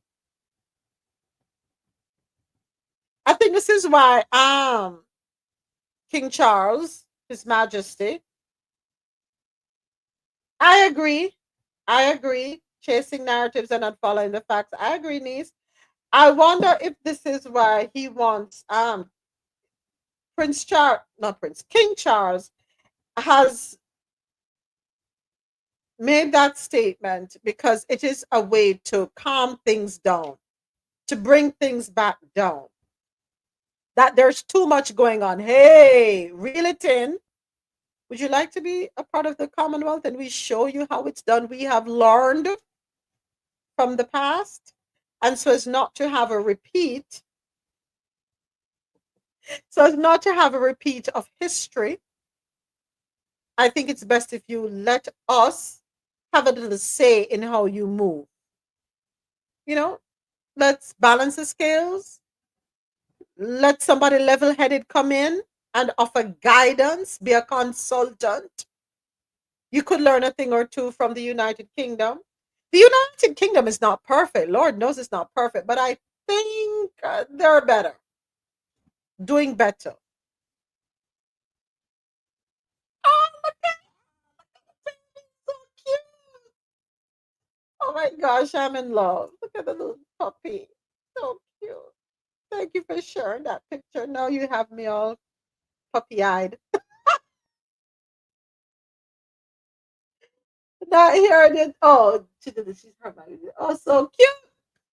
Focus, moments, focus. See, puppies will get me every time. Every time. Yeah, so can we leave countries alone and just let us have diplomatic relations with countries? Let us have conversations that will allow us to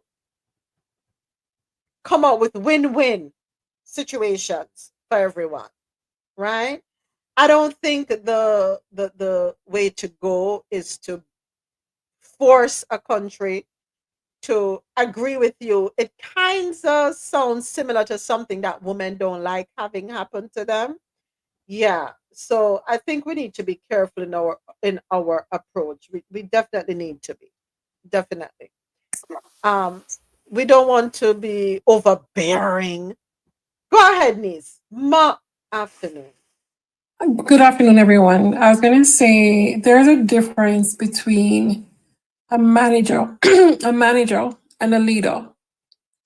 And, it is so easy to spend someone else's money and someone else's life and labor to defend something rather than walk across the aisle and have a conversation and negotiate. Right. Because I'm now hearing that there is plan to. So what was said was, oh, we're going to build an Iron Dome, and it's going to cover all of the U.S. And the the business plan or whatever it is going to come to us by the end of the week. That's not a 1 week plan. Yeah. And it's going to cost trillions. Okay. Rather than spend that trillion on air defenses, stop picking a fight with everybody in the world. You know, speak to them, have a conversation. Guess what, China? We don't like your tariffs, and we're going to match your tariff with what you're charging us. We're going to charge you the same. Yeah. This, like I said, all of this is coming from the Belt Road Initiative, the BRI. And if they had tackled it from when it started, yeah, now they have, I think, over 70 countries have joined up and partnered with this thing. And so that is what all of this is about. Because he's now in a panic mode, and it should not even have to, it's unfair that all of this is now on him, because the prior presidents should have come together, all of them, and said, listen, we have a situation here that's going to affect all of us, current administration, future, past, and present. And we have to work together to get this resolved. And that's unfortunately, that's what he's doing. He's trying to fix it. He's not into explaining and prettying up exactly what he's doing. I think he's just running with it. And it's, you know, of course, because a lot of persons don't understand what's going on, they're reacting negatively to it. And I think he just needs a spokesperson who is able to communicate effectively and articulate exactly what is going on. I sent you something where this guy was trying to explain it, and I think that was the closest explanation. I'll pull it up. Yeah. So let me go mute. No, hold on a second. Okay. Yeah. I'll pull it up. Let's take a listen to it. Will it play? Whatever you think of Trump, his economic plan makes complete sense. The US has 36 trillion in debt. In 2025, they will spend 6 trillion, but will only collect 4 trillion in revenue. So they need to borrow 2 trillion, and this will increase their debt to 38 trillion. Trump's economic plan is based on 3 levers. Number 1, cut expenses by 1 trillion, which is Doge, Elon Musk. He's targeting waste and fraud, like social security payments for people who are 150 years old. That is just fraud. 2, increasing revenue by 1 to 2 trillion through, number 1, tariffs. They will increase tariffs from 50 billion to 500 billion target. People will say, but other countries will retaliate. They will not be able to do it. The US is the biggest customer on earth. They consume 20 trillion every year. They are the biggest importer. They import 3 trillion every year. Plus, the current tariffs is actually not fair. Why should US cars entering Europe faces 10% tariffs, while the European cars entering the US just pay 2.5%? It's not fair. And because of the tariff changes, it now makes economic sense to build factories and businesses inside the US again. That means more jobs, means tax-paying businesses, and more foreign investment coming in. He will also increase revenue by deregulation. He will remove unnecessary regulations and rules, making it easier to do business, so business can grow faster, generate more tax revenues. He also make this gold card, which is offering lifetime US residency for 5 million. I think at least 1 or 2 million individuals globally can afford it. So if just 10% of them, if just 100,000 people buy this card, that's 1 trillion in incremental revenue. The third lever is he will reduce taxes. If he successfully cut 1 trillion in waste and expenses and add 1 to 2 trillion in revenue, the US will have a surplus. They will have more money than they want. So he will cut taxes. For individuals, anyone gaining more than 150K, he will make them pay 0 taxes. And on corporate taxes, he will go down from the current 21%. Whatever you think of Trump, Hold on. Let me go back to this part here. Hold on. if just 10% of them, if just 100,000 people buy this card, that's 1 trillion in incremental revenue. The third lever is he will reduce taxes. If he successfully cut 1 trillion in waste and expenses and add 1 to 2 trillion in revenue, the US will have a surplus. They will have more money than they want. So he will cut taxes. For individuals, anyone gaining more than 150K, he will make them pay 0 taxes. And on corporate taxes, he will go down from the current 21% to 15%. compared to the European average of 22%. France average is 25, I think, and Germany is 30. So at 15% corporate tax, the US will become one of the most business attractive countries on earth. Bottom line, this is exactly how government should be run, efficiently. Because when you eliminate waste, the money can actually go where it is actually needed, to the elderly, to the sick, to people who cannot work. And that is the real purpose of government, to protect the weak. Very few countries have the political will to do it. It takes leaders with backbone, charisma, and clarity of vision. Do you have leaders in your country pushing for real reform, or are they talking about non-relevant side topics? And let me know if you think Trump plan is bad. Let me know why, because I think it is just common sense. Whatever you think All of right. Trump. So, niece, before I Wait, before you say anything. Side note. There was a lady bragging about how she went to Thailand and she got free medical care, and the service was phenomenal. And I'm like, oh my God, I'm gonna go to Thailand to go do something. I'm gonna find something medical to go do. Right. One mind saying, look at how the Thailand hospital is funded. It is funded by USAID. I yield. So we can't do our hospitals, but we're funding another country. We're sending aid to another country, and they're using that funding to provide tourist medical care. So that speaks, but you have to remember, Denise, in the US, medical care is a business. It's a privilege, not a right. Hence Medicare for those who are less fortunate. So then there's the business component to it, which is totally understandable. But then there's also the Medicare for the less vulnerable, for those who are vulnerable. It is not that the US can't do what Thailand is doing. They choose not to because of capitalism. You see, if they remove capitalism from the equation, niece, remember me tell you, and put people first and think humanity, we'll see a difference. But that is not the goal. Why? Because people are more concerned with fattening their pockets.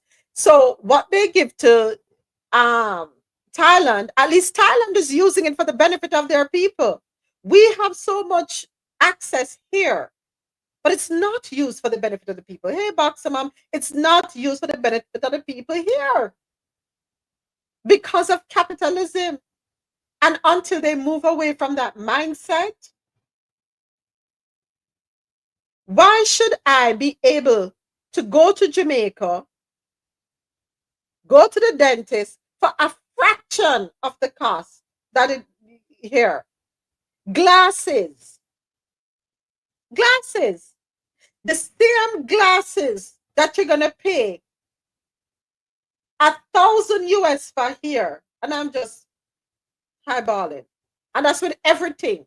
You can get that in Jamaica for 250 US dollars. Same brand, everything. Why? Capitalism. They don't care about if you can afford it or not. They don't care. It's capitalism that is killing us. Why is it that there are people who go to Mexico every year for their complete checkup? They have insurance here in the States, but yet it's still cheaper for them to go to Mexico and get them dental done, them vision, them wellness check, everything. Make that make sense? Capitalism. We have to remove that from the equation. He said some things there. What if I start now? In the video. Yes, we all agree, and it's not a Democrat or Republican thing. Government spending can be tightened up. We all agree with that. That there are gaps that need to be sealed. There is unnecessary spending. I have spoken and said that no desk up in Washington should have cost $40,000 when people aren't even making $40,000 a year. Minimum wage is what? $7.25. There is no desk in Washington. I don't care why I make out. None. That should cost $40,000. There are issues, and I agree. Tighten up, but the way they're going about doing it is like really crazy. When you are threatening people who rely on Medicare and Medicaid, they need that check every month because they're elderly or they're disabled, whatever the situation, and you're threatening them to take that away from them. How is that efficient?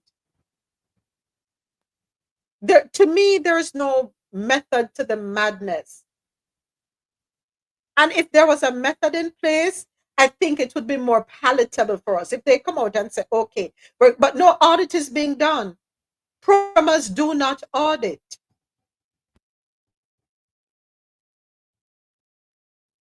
They're going in and just yanking everything out with nothing, no sense nor sensibility. If you come in with that plan and say, okay, we need to, and listen, you can't be going through each department so quickly. It's like a 24 to 72 hour turnaround in each department. You go in, you find the inefficiencies, you see how you can streamline things, make things more efficient. They might do it in a 3 day. What can go so? And then the other part that makes it look questionable is that the entities that they go after first are the ones who at some point flagged certain people or expressed concerns with certain people or blocked certain people.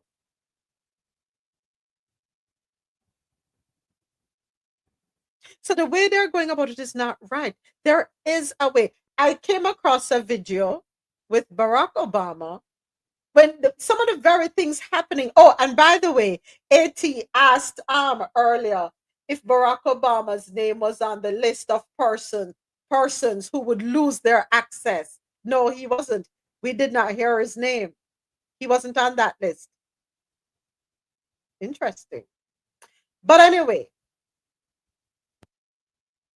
Barack Obama made a similar speech, but his speech was well thought out, well put together, made salient points,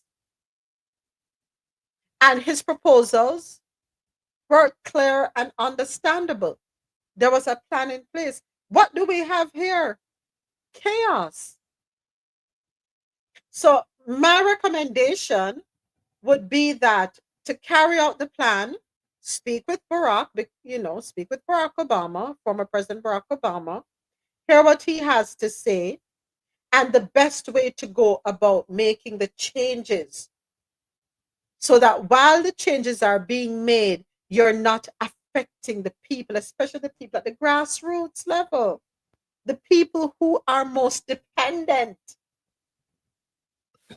Moments. This guy just sound pretty because he's calling out numbers. A lot of it don't make no sense. When you cut taxes, what does that do to your revenue intake? Do your revenue remain the same? It's only the expense you're getting rid of. When you put tariffs, you think it's just the impact of the tariff that you're making more money? First of all, you're making more money because you're costing the locals more money for every product.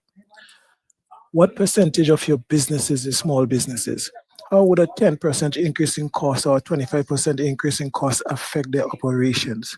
If they go out of business, how much more revenue you're collecting from the same people who is not paying the Social Security and Medicare and stuff like that?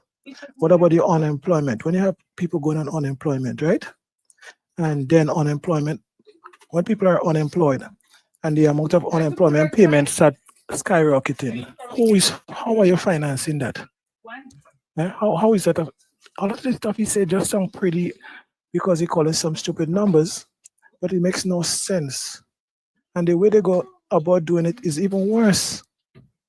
I have to see what they said is no way the deficit coming down under Trump. I could guarantee you that. What are you?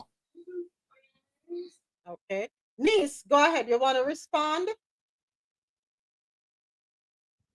It makes no sense. I agree with you, Mr. President. And that's why it's so important for them to communicate. It makes no sense now because we're shooting, it seems as if we're shooting ourselves in the foot. But if you listen to, and his numbers may be off, his numbers may sound pretty and attractive or enticing, but if you listen carefully to what he's saying, and if you look at the history of tariffs, if you look at the history of, for example, IMF, and when countries have to implement austerity measures because they default on their loans, these are the things that they do. There's nothing that is happening here that is new or indifferent. Well, what is new and indifferent is the way in which the side chick is going about doing it. And the side chick is coming and saying, okay, fine, you know what? I'm tech savvy, I'm tech centric. But if you're tech centric and you think somebody's cheating, that's a software, that's a code. It does not require you terminating so many different persons. If you're going to terminate so many different persons, okay, fine. There's a process.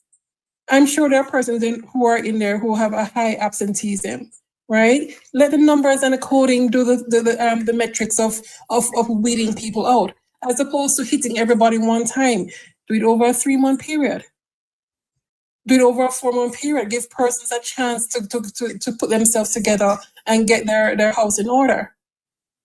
But there is, I mean, if you think about what happens when your income doesn't change, but your expenses increase, you go through the process of, okay, fine, I'm going to look at all my credit cards. I'm going to look at all my bank balances. I'm going to see where I'm going to cut for the next 3 months to try and get back to where I need to be.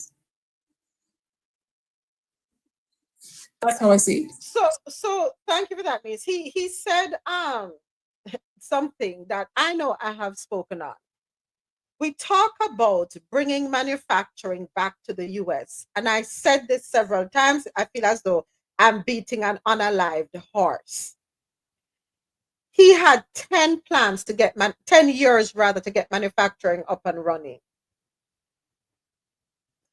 He campaigned initially back in 2000 and when 15 on Make America Great Again, under the guise of making America great again to mean creating more jobs, increasing productivity here in the US, right? That's what it was supposed to mean back then. Now it means something different. But if we say we want to make America great again, where we have a budding economy, where everyone is quote unquote prosperous, why wasn't he meeting with potential manufacturers to say, okay, listen, we have to have things up and running so we can look at the import bill, look at the things that we can make. You can't make everything here. But let us look at the things that we can start with. Let us start the engine up. Let's get going. But nothing was done.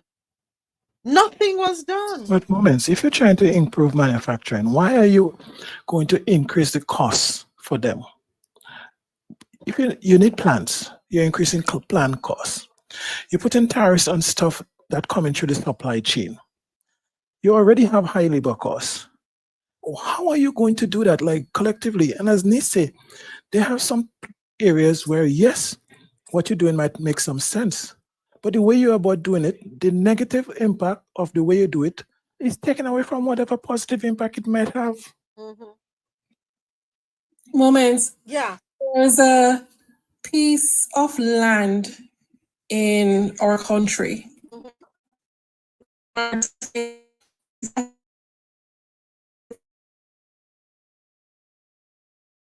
Yeah.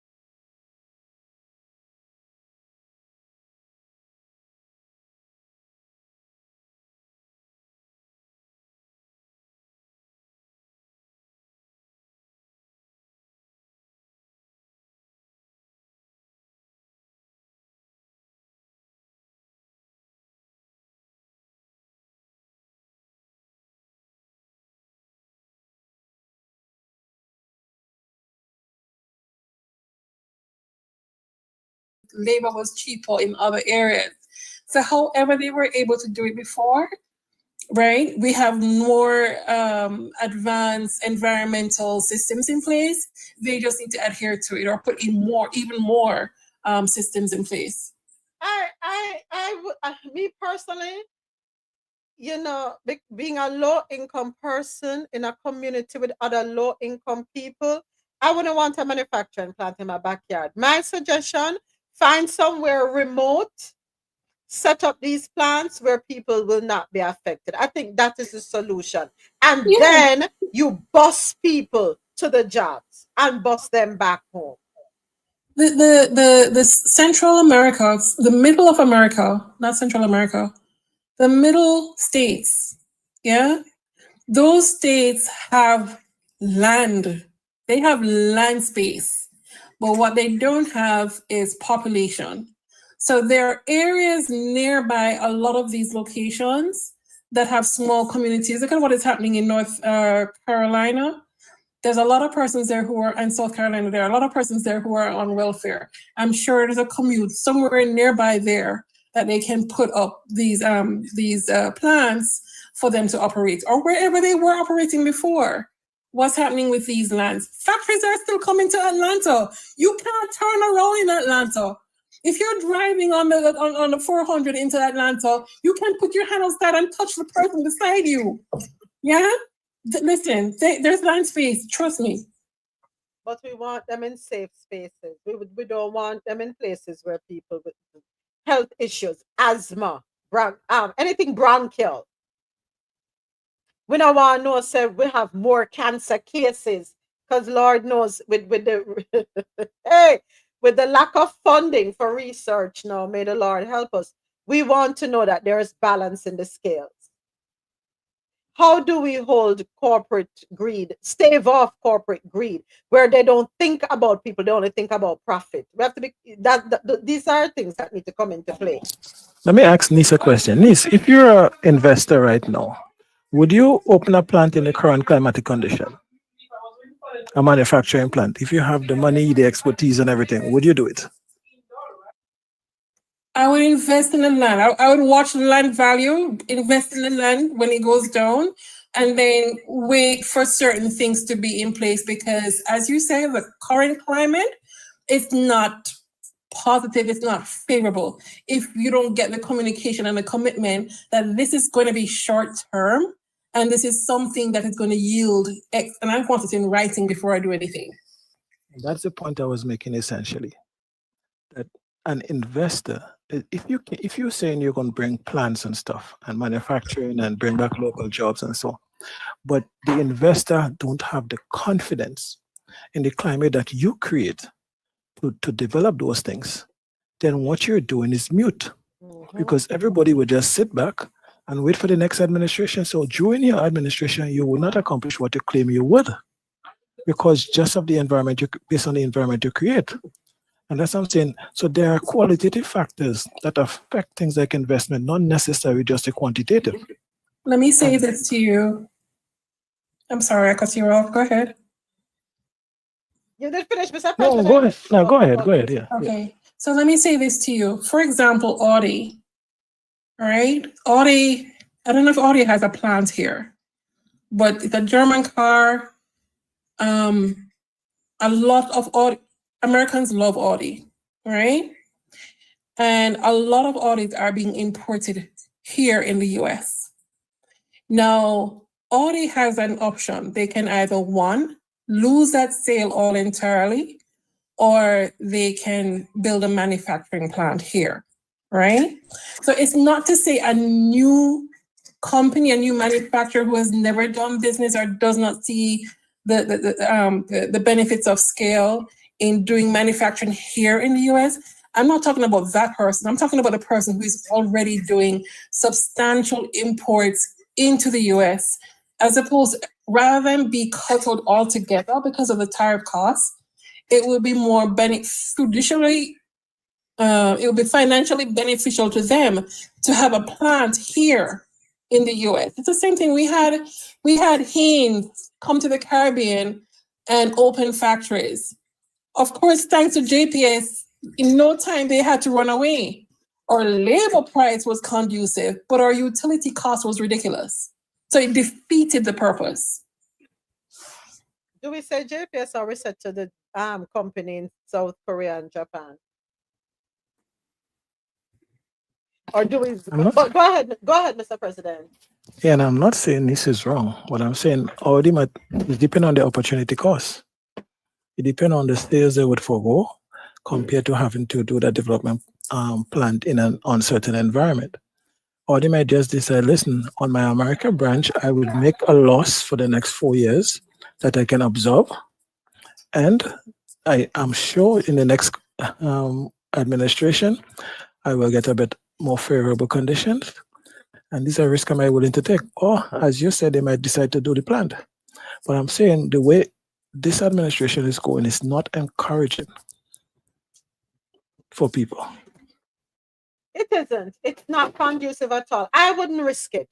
I would do what Nee said, invest in the land and wait for the next administration to come in, because based on what I'm observing, what I'm seeing, every day I take up the newspaper, or every day I turn on the TV or go on social media, it's like, what the heck is going on? Can y'all get it out? Let's level this thing and move forward. I feel as though I'm on a ship caught in a tide and there's no lull on the horizon. I wouldn't invest. I wouldn't invest that dollar because you're not showing me or making me comfortable to invest a dollar. And who is hurting, unfortunately? Who gonna be hurting? Us, the poor people.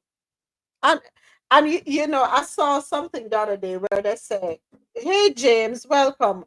Where them say, the people at the bottom don't pay taxes, but them get the hefty tax returns. The people at the top don't pay taxes, but them get the hefty tax returns. It's us in the middle who's struggling day by day, paycheck to paycheck. We are the ones who are penalized. And then what's going to happen in the next 4 years? We are going to be pushed out of our quote unquote comfort zone, so to speak. When we would be able to go to the supermarket and at least, because we can't afford to eat out, but we can afford to cook at home. No, we can't afford to cook at home. A ramen noodles to a thing. We're harming the people whom we rely on the most. And let me ask a question. That thing about you know, work, but you get a hell of a tax return. How that go? That makes sense to me, please. But I work, and then at the end of the year, I'm told I owe money because I didn't pay enough taxes, and I barely can make ends meet. I still don't understand that. But somebody who doesn't work or just barely make anything, they're able to walk away with $7,000 and $8,000 in tax return. That don't make no sense to me. That don't make no sense to me. Me not understand. I need somebody to explain that to me because I'm not a tax analyst. Me not know. Mr. President, you can explain that.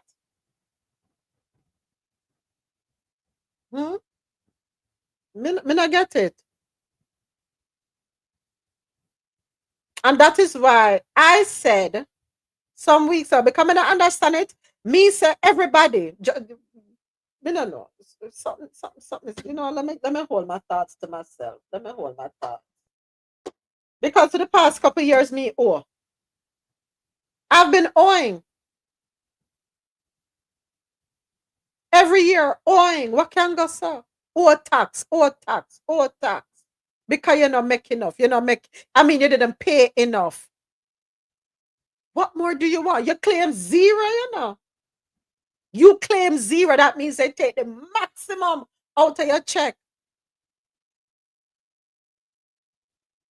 The maximum. And then they look at you and tell us, no, you need to pay more.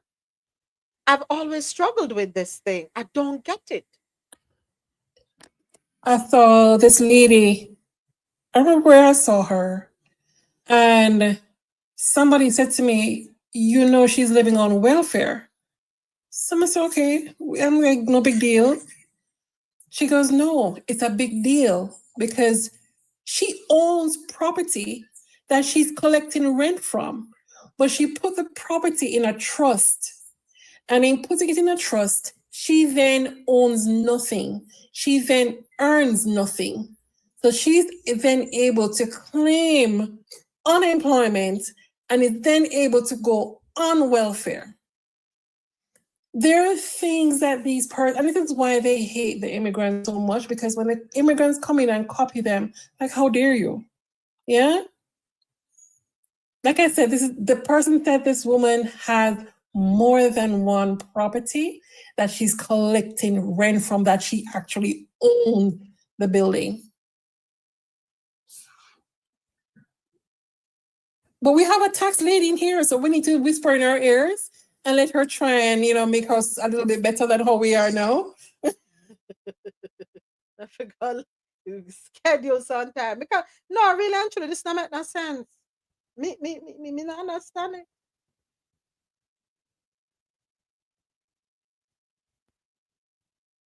So I work, you don't work, and I'm penalized for working. That's what you're telling me, You're listen, I don't have a problem paying unto Caesar what is due to Caesar. I don't have a problem with that. Pay unto Caesar what is due to Caesar. What I have a problem with is I am punished after paying unto Caesar what is due to Caesar. And then when I can't cough up the money by April, whatever the deadline is, and I have to go on a payment plan, which I've been on a payment plan with IRS since forever, because it's like you can't shake it. I'm accruing interest daily.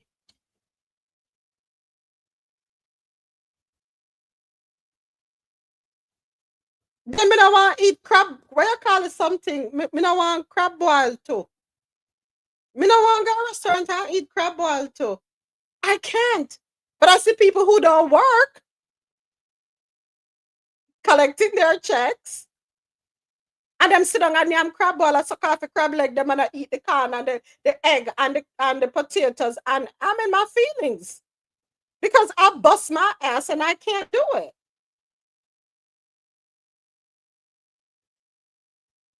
Will they ever fix the tax? And it's not a Democrat or Republican thing. Will the tax issue ever be fixed in such a way where it is beneficial to everyone?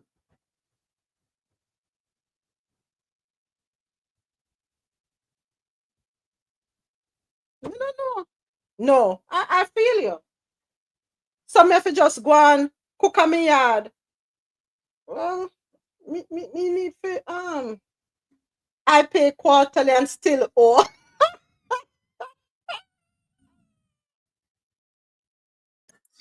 That's what reached me this year too. But I said to my CPS, and listen, there's no reason for me to be paying you and paying for a software and I end up in this position. So you need to tell me exactly why I'm in this position so that this don't happen at the end of this year again, because somebody's not going to get paid, right? And then when I found out he was using the way in which the software was calculating the taxes was just so off. And I'm like, what the hell? That's the whole purpose of the software, so I don't have to calculate it. Yeah. So it's finding the correct software for what you're doing. And I know I will not be in this position. I'd rather overpay a little bit more than be in a position where I'm caught, there in headlights come end of December. Niece, son number 2. A 2 job, my boy. Let me tell you. Right? When them taxes done, you know how much my poor child owes? Almost $1,200. Almost $1,200. We're a household of owers. We're in debt to the IRS. Me want some billionaire tax professional show me how to do this legally when me not have to owe. When me not have to owe. Yeah. When me not have to owe. Not a dollar, not a penny, not a 50 cent, not a line, nothing. Me no want own nothing. What I refuse to do, I'll tell you this much. I refuse to do anything that is going to put me in a weird situation. So I guess I continue to be a lamb to the guillotine. I don't know, brother. Them have a saying in Jamaica, Jackass said the world no level. And it really isn't. It really isn't. Everywhere you turn, Maka juke you. You're between a rock and a hard place. You get hit one area, you turn around, you get boxed down the next area. I don't know. But anyway, I digress. Back to this country and how we can fix it. Yes, changes can be done, but we have to run the numbers. We have to run the numbers. We have to look at the timeline within which the change can happen.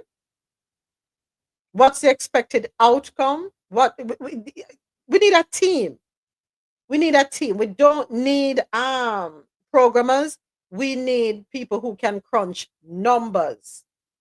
People who are familiar with the various industries, who can weigh the pros and cons. Because to everything there are pros and cons. So we need people who can weigh the pros and cons for us. And then let us make the most reasonable decision so that it has the least impact on its citizens. Because to tell the citizens who are struggling day by day, if it tighten the belt, it's going to be a bumpy ride. And to hear that coming from multimillionaires and billionaires, it's kind of slap in the face. You're not feeling it. We're feeling it. Right now, Florida is leading the way. We're about our FPNL. We're about to have the highest rate hike across the country. And why? Because they need to appease their shareholders and they pay out dividends. So we're going to be hit with an increase. Them said them need to raise how much billions of dollars in the next 4 years for who? People who collecting stocks and dividends. My light bill high enough. Every month I pay $300 and something. The only thing left for me do I walk with one kerosene lamp in my house and light 2 candles. Everybody else benefiting except us. Me need to find a way for benefit too. Me need to find a way for benefit. I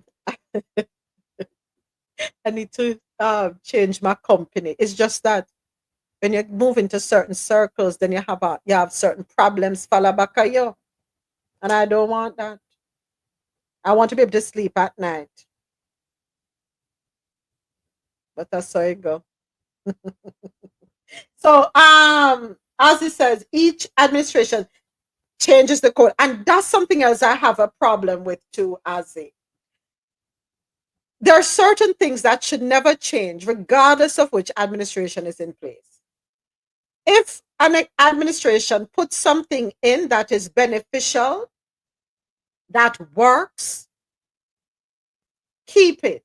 The next administration should not come in and just because it was done by the previous administration, you rip it out, you gut it, and throw it out. And then when 4 years down the line, the next administration come in and it's counterproductive in my opinion. Counterproductive. How do we appeal that these things stop? If it works, leave it. If there's a possibility that it could be more efficient, fix it, enhance it. And if it doesn't work at all, fine, get rid of it. But this thing of just gutting everything, good, bad, or indifferent, makes no sense to me. I don't know what I'm missing. And this is where government is supposed to work for the people, but the politicians are the problem, in my opinion. Because everyone is on this personal, let me remove that word. Everybody's on a selfish train. Everything is about self. And while we're there busy looking about self, we are losing the people that matter the most. And we keep pushing them further and further in the background. The only time we reconnect with said persons is when we need to be re-elected, if we can't buy our way in. Because I didn't even know that you can buy a seat. I learned that a couple of years ago. You can buy a seat. I think it was right here. I forgot what. Thank you for the follow, Melissa. I forgot what state it was when one person they bought their seat, and that is how them end up back up there in Washington. And we're like, what the heck? What are they still doing there? That it happens. You have a couple million, you buy a seat, and you're going through. I thought government was we the people, and it's supposed to be about us, the people. Not some people, but all the people. And again, I'll say this. Yes, do we need some changes? Yes, we do. Do we need efficiency? Yes, we do. But not how it's being done. The way it's being done is very inefficient, counterproductive, dangerous. I think there needs to be, I don't even know if this is a good recommendation. There needs to be a bipartisan approach.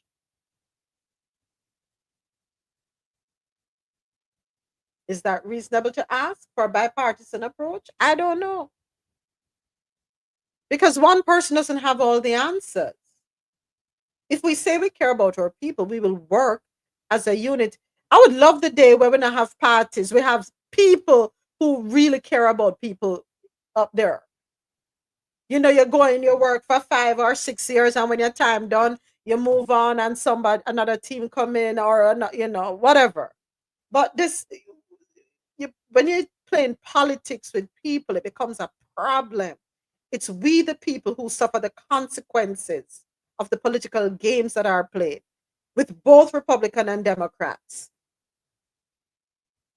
James, why y'all laugh for? Why y'all laugh after me for, James? Me sound ridiculous? Tell me.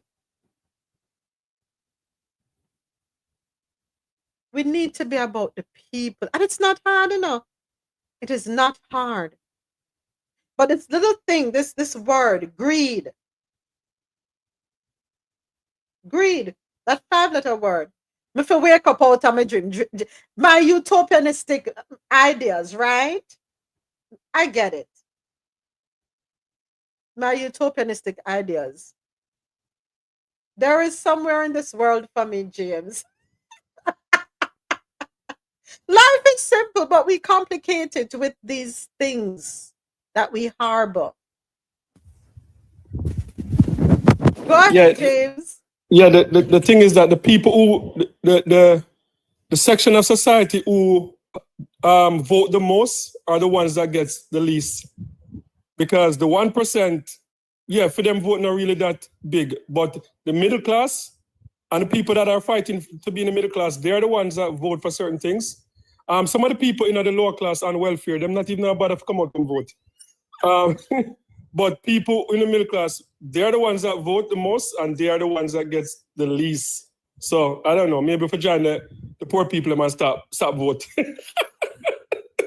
But James, I don't know.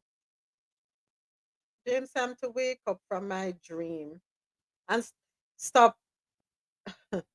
No. I know it's like, because we have the same thing in Canada. Like it pays to be worthless. Like, no, seriously. No, in Canada it pays to be worthless. Like if you have like 5 people for 6 different men, the government to give you a house, and then will give you a big fat check every month. And then we have to pay for it. And if you're up on the road that sell weed, and you have we can't use that illicit. Okay, if you're selling those stuff and you're not in a job where you're getting like a tax receipt or whatever, you're up on unemployment and you're good. So maybe we need to join them. Yeah, we must have some more pitney. 5 more baby mother. Because baby mother get thing in America too. I know they get in Canada, they get some big fat check. So maybe that's what they want us to do. Stop thriving to be in the middle class. I can't live like that either, Dr. Shard. It's not for me. So everybody for just big on what list, sir. No, sir. Everybody must be like, don't work. Just sit down and go, so. I don't know. I don't know. I don't know. Ah, boy, folks. Well, that is where we come to the end of the road for another wonderful show. I want to say thank you so much. I know we got off to a late start today. Had some business to handle that I did not handle on Friday. I had to get it done this morning. Tomorrow we will be back on time, 9 o'clock on internet radio, 9:15 on TikTok, 9:30 on YouTube. So YouTube, I'll shut you down first. I want to say thank you so much, AT. Thank you. Thank you to everybody that came through. Sula, Mad Lebron, Joyce. Appreciate all of you for supporting the channel as always. Don't forget to like, comment, share, and turn on your notification. All right. I'm going to go ahead and end the stream. See you tomorrow morning. Coffee in Tow is an interactive world news podcast, a dynamic and engaging live show that streams across multiple internet radio stations worldwide. This podcast brings you real-time news updates, in-depth analysis, and interactive discussions on global events, making you a part of the conversation no matter where you are.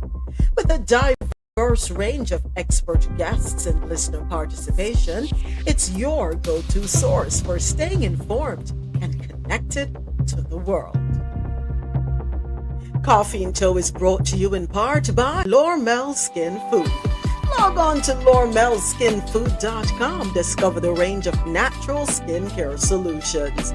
Indulge in the radiance of natural and organic beauty with the best natural and organic soap bars, whipped soaps, body butters, and oils. All 100% natural products. Lormel Skin Food for a natural, beautiful you. The world's best coffee from our farms to your cup. It's Grand Coffee House.